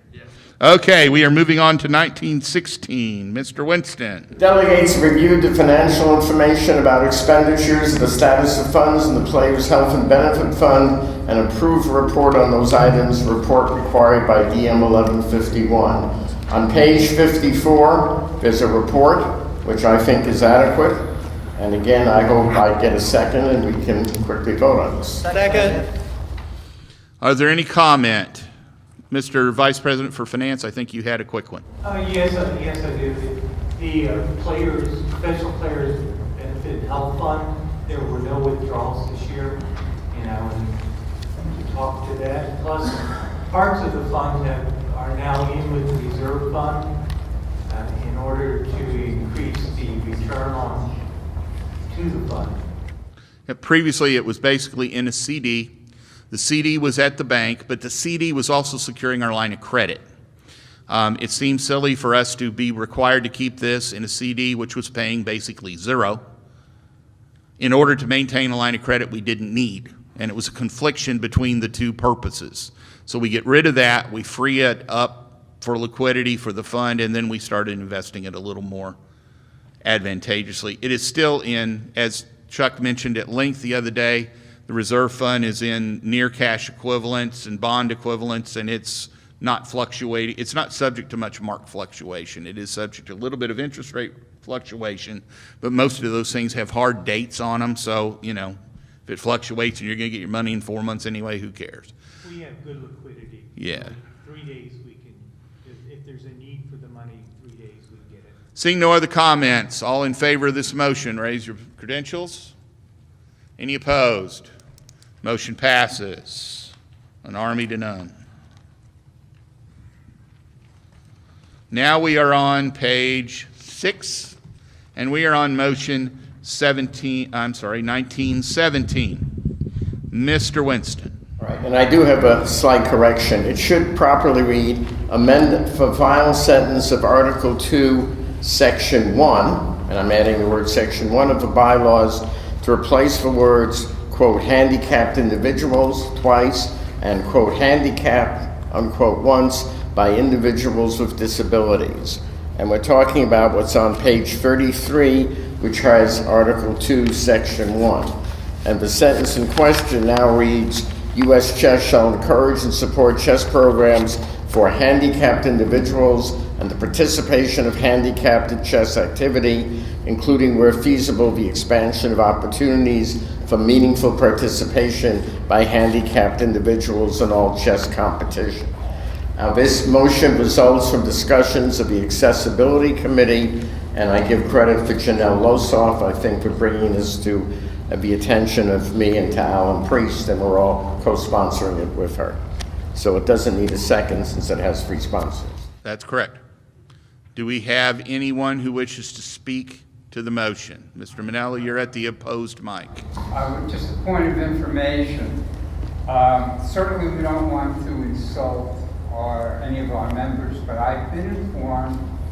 Are you asking the question, or are you making a comment? I'm asking the question. Thank you. I've been informed, and I'm no expert on the subject, but I've been informed that the term disability is not the preferred term. And my question is, what thought was given to the correct term to replace handicap? I've been told, and again, I'm no expert, that physically challenged is the preferred term. All I can say is this did come from the Accessibility Committee, which is charged with review of that, and their opinion was that individuals with disabilities is an improvement over handicap. I mean, the disabilities will not have to necessarily just be physical. You could have mental disabilities too. So, Jim, I don't understand. You're not speaking into the mic now, so no one can hear you but a few of us in the middle. Sorry. Speaking disability. I was pointing out that the disabilities don't have to just be physical, as Jim indicated he thought the preferred term would be. You could have mental disabilities as well, and this language would cover both. This is just something I was told. Okay, thank you. We understand. You do not have the floor right now. Mr. Manross, I think you do. You were up next. I believe in this room, I don't see any other members of my commission. I'm a member of the FIDE Commission for the Disabled, and I wish to express my deepest respect for Mrs. Losoff's access-enabled plan and vision. That being said, I see no problem whatsoever with the name, with the words that are being substituted in individuals with disabilities. For example, we do have the Americans with Disabilities Act, and many people do get very concerned about the fact that if their disability is not recognized, then the appropriate accommodations will not be made. As a member of the FIDE Commission for the Disabled, I endorse this new wording, Mr. President. Thank you. Mr. Sunil. Mr. Waramantri. Sunil Waramantri, New York, Chair Scholastic Council. Would like to point out to the body that in language we just adopted in the scholastic regulations, we refer to this entire category as players with special circumstances. Which is certainly the committee's call. Okay, Beatrice Marinero from New York. I have researched this extensively. In fact, I don't even agree with the name of the FIDE tournament that will run in the US, because for the disabled, I don't think it's the right way to call the tournament. I even proposed changing the name, but he told me no, but I will insist again. I endorse the language that Mrs. Losoff is proposing. I mean, as long as the person is placed first, and then, I mean, as people with disability, or an individual with disability, that's correct. They have been differently able, or special needs, or special circumstances, there are different names, but people with disabilities, or individuals with disabilities is what's generally accepted in this case. Beatrice, this is just a question in my role of representing the organization before FIDE. Would it be helpful if the president of U.S. Chess were to communicate the sense of U.S. Chess to the chair of this committee? Because I do know Mr. Luther. Would that be helpful? I'm just asking. It would be very helpful, but I think that they're agreeable to it now. I think my suggestion is to work through the Special Circumstances Committee with Ms. Losoff. We can all work together propose something that can improve the name of the event. Good deal. I'll mention to Thomas our support for it because turns out he's got relatives down the street from mine, from where I live. It's kind of an interesting deal. He lives in Germany, by the way. Mr. Just at the rear mic. I'll yield my. Okay. Thank you, Mr. Just. You yield. This will be your second time Yep, speaking. my final line on this topic, because he was mentioned, my chairman, Grandmaster Thomas Luther, would very much appreciate to be consulted by you, Mr. President. I know he's expressed this before, and I know he's close to you. Thank you for your willingness, sir. The VA Commission for the Disabled is eager to cooperate with the United States Chess Federation in any way that we can whatsoever, sir. I appreciate the fact of Ms. Herring introducing me to Mr. Luther in Georgia. That was very helpful. Mr. Just, I believe you have the floor. We have the questions been called. Is there any objection? Seeing none. All in favor of this name change in the bylaws signify by saying, or hold up the credentials. I'm sorry. Any opposed? An army to none. It has been approved. ADM 1918. Mr. Winston. 1918 and 1919 are both to clean up problems in the bylaws and get rid of unnecessary wording. There was a lot of transitional wording when we went from 4-year terms to 3-year terms. That is not necessary. Also, 1919, when we get to that, gets rid of the language talking about 2-year terms for executive board officers. That contradicts another article for which 1-year term, and the executive board has been following the 1-year term rule. All right, so with both of them, the first one, 1918, the committee was in favor, 11 to 0 to 0 to 2. The workshop even stronger in favor, 20 to 0 to 0. Second. It doesn't require a second. Mr. Winston has actually addressed two motions together, and I don't think that was inappropriate because they deal with the exact same section of the bylaws. Okay, and it was presented separately, really sort of to reduce the confusion. So the first motion just takes out all the stuff that changed the terms and the election periods for all the transitional from 4 to 3. And that's the motion that's on the floor right now, basically. And then if this passes, we're going to change the same section again in just a second a little. Mr. Day. A question. The first motion, one of the reasons this is being done is to eliminate a conflict between two sections, one of which seems to suggest that there's a 1-year term for officers and another that suggests... Actually, that's not what this first motion is doing. That's the second motion. Second motion. Thank you. There is wording in Article 6 now that allows the board to elect officers midstream, to have a meeting and do a separate election of officers.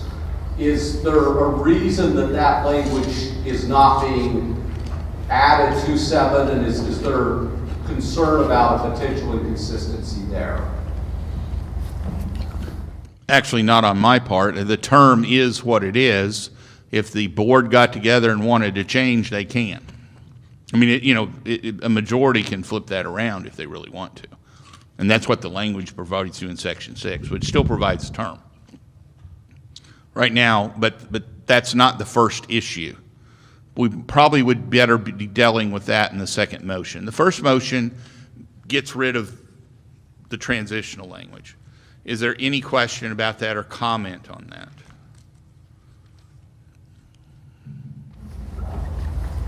Point of order.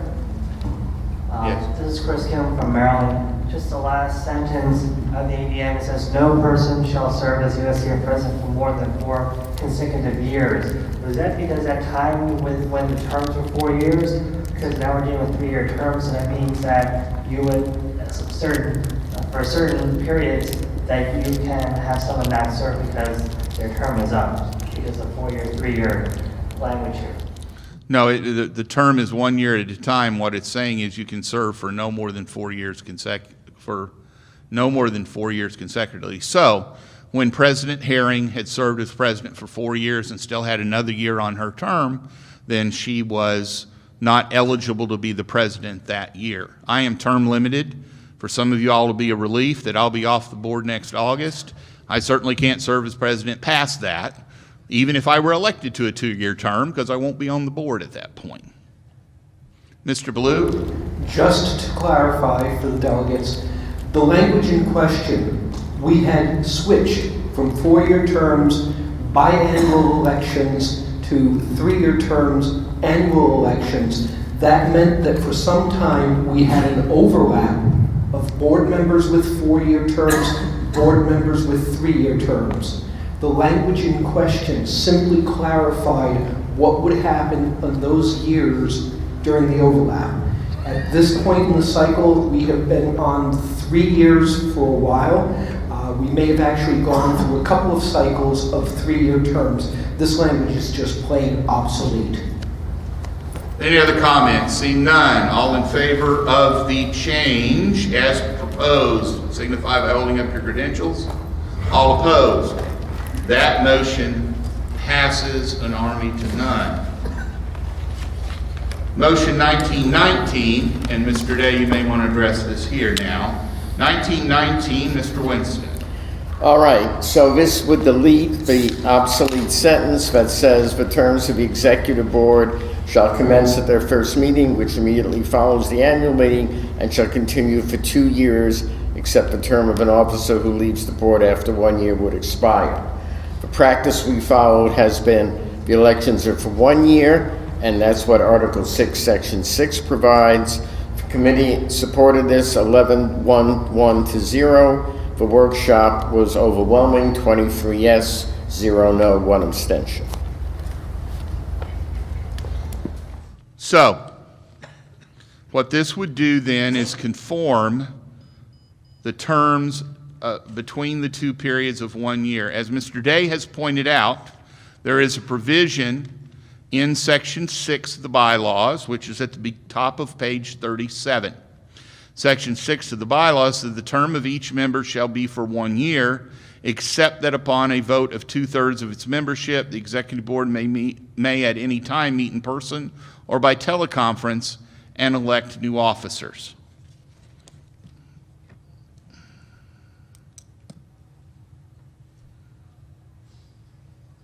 Is that a problem? I don't know, I'm asking. No, I don't think it is. I appreciate you answering the question and helping clarify the intent. I personally think the wording is suboptimal. I am very annoyed when people try to rewrite bylaws on the fly in the middle of the delegates meeting, and I will not do that. If I think we need better wording, I'll raise it next year in an ATM so it can be properly considered. Well, and to understand where this came from, the governance task force did a review of delegates' action of continuing interest and the bylaws to identify stuff that was just out of date and weird.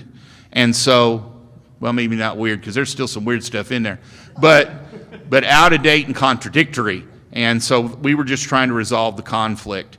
It may still be suboptimal, and the GTF next year could come back with some other thoughts to it.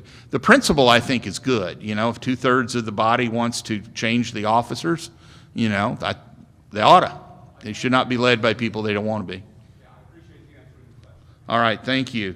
Is there any other questions or comment? All in favor of the motion as presented, signify by raising your credentials. All opposed.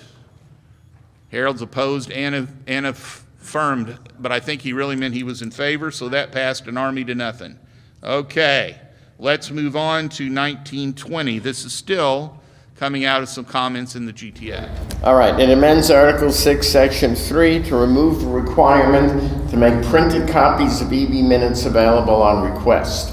The sentence currently states, and it's on page 36, delegates and alternate delegates may receive printed copies of minutes upon request and upon payment of a reasonable fee. This refers to the executive board minutes. They are up on the website. People can make their own copies. So we didn't see any reason for this.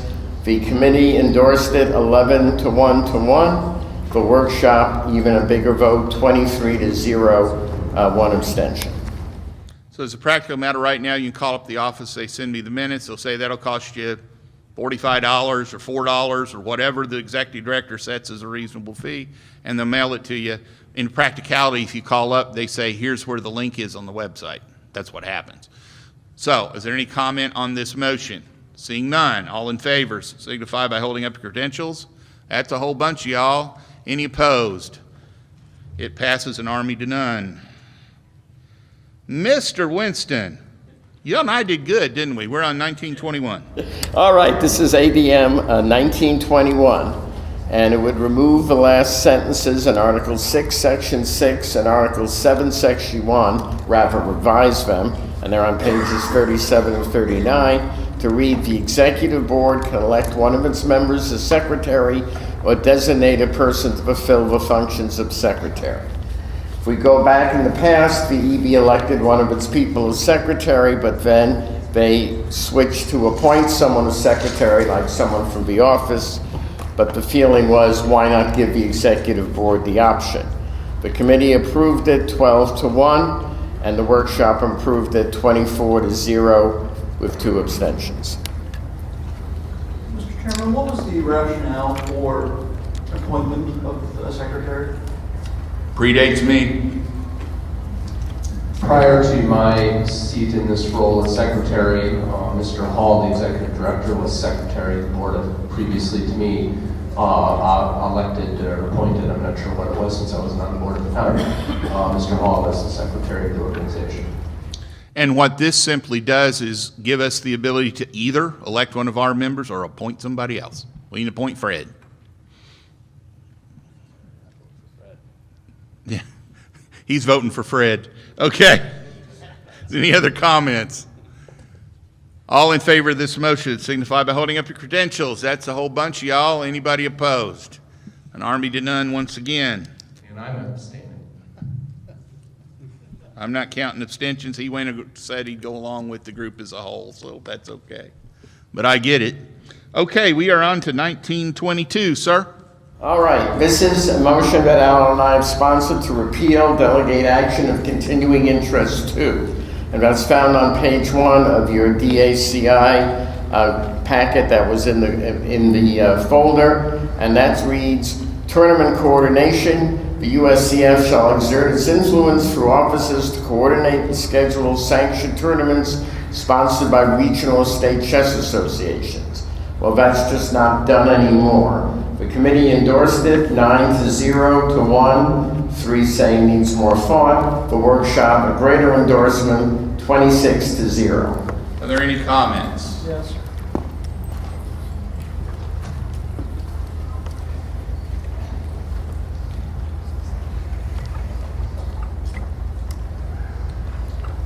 Mr. Chairman, in practice, would this constitute removing the clearinghouse page from the website? Actually, it would not.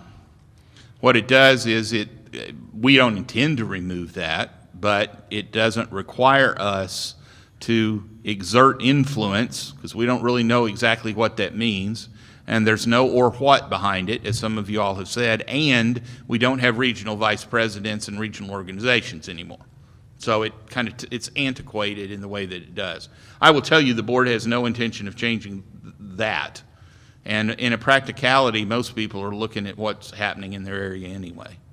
I think there's been a little less concern about this and a lot more overlap, if I'm seeing it right, in a lot of our markets. People are, that's an organizer who hones in on one that's been a long-standing tournament frequently doesn't do particularly well, and it sort of solves that problem quickly. Are there any discussion of this matter? All in favor of the change signify by holding up your credentials. That's an army again. Anybody opposed? Motion passes. Keep them rolling, boss. We got 10 more minutes. All right, ABM 1923 is to repeal delegate action of continuing interest 19, and that's on page 3 of the DACI, and it reads as follows. Investment of life membership assets. The LMA committee shall establish an investment policy that is expected to produce an aggregated return equaling or exceeding 6% on its invested assets, parenthesis excluding the USCF office building close. Well, we no longer have an LMA committee, we have an LMA trust, therefore this resolution is obsolete. The committee voted in favor of a change, 12-0 to 1. The workshop, an even greater endorsement, 29-0 in favor.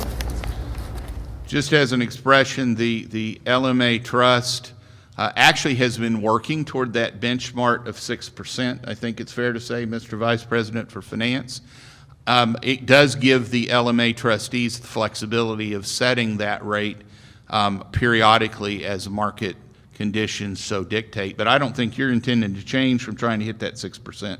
Am I correct? Not at all. And even in these type of markets, to look at the preferreds of large banks such as JP Morgan, you'll find their preferreds are 5.5. So there's no reason in bond substitutes that we can't go after 6%. But if something happens where we have a period of massive deflation, those numbers could change, and just getting 2% could make a real rate of return of 6 or 7% on cash. So to have a mandate, it's not flexible enough. To have an objective or a goal is the best policy. And you're adopting that within the group as a whole, right? Yes, we are. Sir, if you would like to speak to the motion. Yes, Andrew Riddy, Virginia, and I would guess a point of information for either of the makers of the motion, sort of define again for our delegates the difference between the LMA, the former LMA committee and the current LMA trust. I'll be happy to address that from the chair. If you'll give me the indulgence to address it from here rather than coming to the mic. The issue that we confronted a couple of years ago is that we wanted to put some stronger guardrails around the LMA, frankly, is what we wanted to do. The LMA was a committee at the time. It was appointed by the delegates. Our former president, Dr. Redmond, was famous for saying, that it served as the savings account of this organization. And at the time he said that, he was absolutely right. The problem is it shouldn't. The purpose of the LMA Trust is to hold and invest funds provided by life members to provide services for those life members over time. So what we have done in establishing and what you all did, you did it a few years ago, changed to a grantor trust arrangement.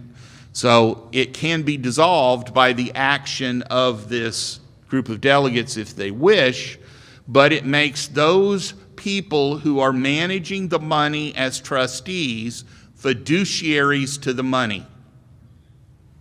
So if they screw it up, they're personally liable for screwing it up. That put it in perspective? That's what the big difference was. We raised the standard for the behavior of the people who are managing over $500,000 and potentially $1 million if we ever sold the building, and it would turn into cash and it would stay in there, of your money. So that was main reason for making that change at the time. And it did put some more guardrails on what we're doing. It coincided with us getting our act together and getting all the money that LMA over the years had put into making sure that we paid the people on time and kept the lights on back into the LMA. And it also got LMA assets out of being security for borrowing from the organization. Also, further, we had paid off the mortgage on the building so they didn't have to retain funds in a more liquid way to make mortgage payments in case the operating side of the organization didn't, because the operating side was not paying them interest, was not paying them rent, but was actually covering all the cost of running the building, including making payments on the mortgage. So after we got all that fixed, we said, okay, we don't need to act like a savings account. Let's put it over here and let's make darn sure that the people who are managing the money have to put the interests of the organization ahead of their own, which was arguable whether they had to do it quite that way before, frankly. Okay, does that help? All right, I'm sorry? Go ahead, Bob. I'd like to comment on it. This structural change came about in January of 2013. It has been a very good structural change. Yes, we have more responsibility and for the funds as trustees, but it is a good structural change for this corporation. I believe you brought it, and I appreciate your work, Alan. Is there any other comments? Seeing none, all in favor of the motion as presented, raise your credentials. All opposed? Seeing none, passes an army to 0. we are at 6 minutes till. I think we got time to cover one, maybe two more, because I'm going to stop at 5. You know, we're pretty far along unless y'all just get crazy on the rule change tomorrow. I know that would never happen here, but I think that at that point I'd like to give y'all who are playing time to have dinner and get to it. So we're going to do a pretty much hard stop at 5. Depends on how much time we take for this one as to whether we can take on the next one. All right, 1924, Executive Board votes on resolutions will be available to the delegates in printed form at the annual delegates meeting.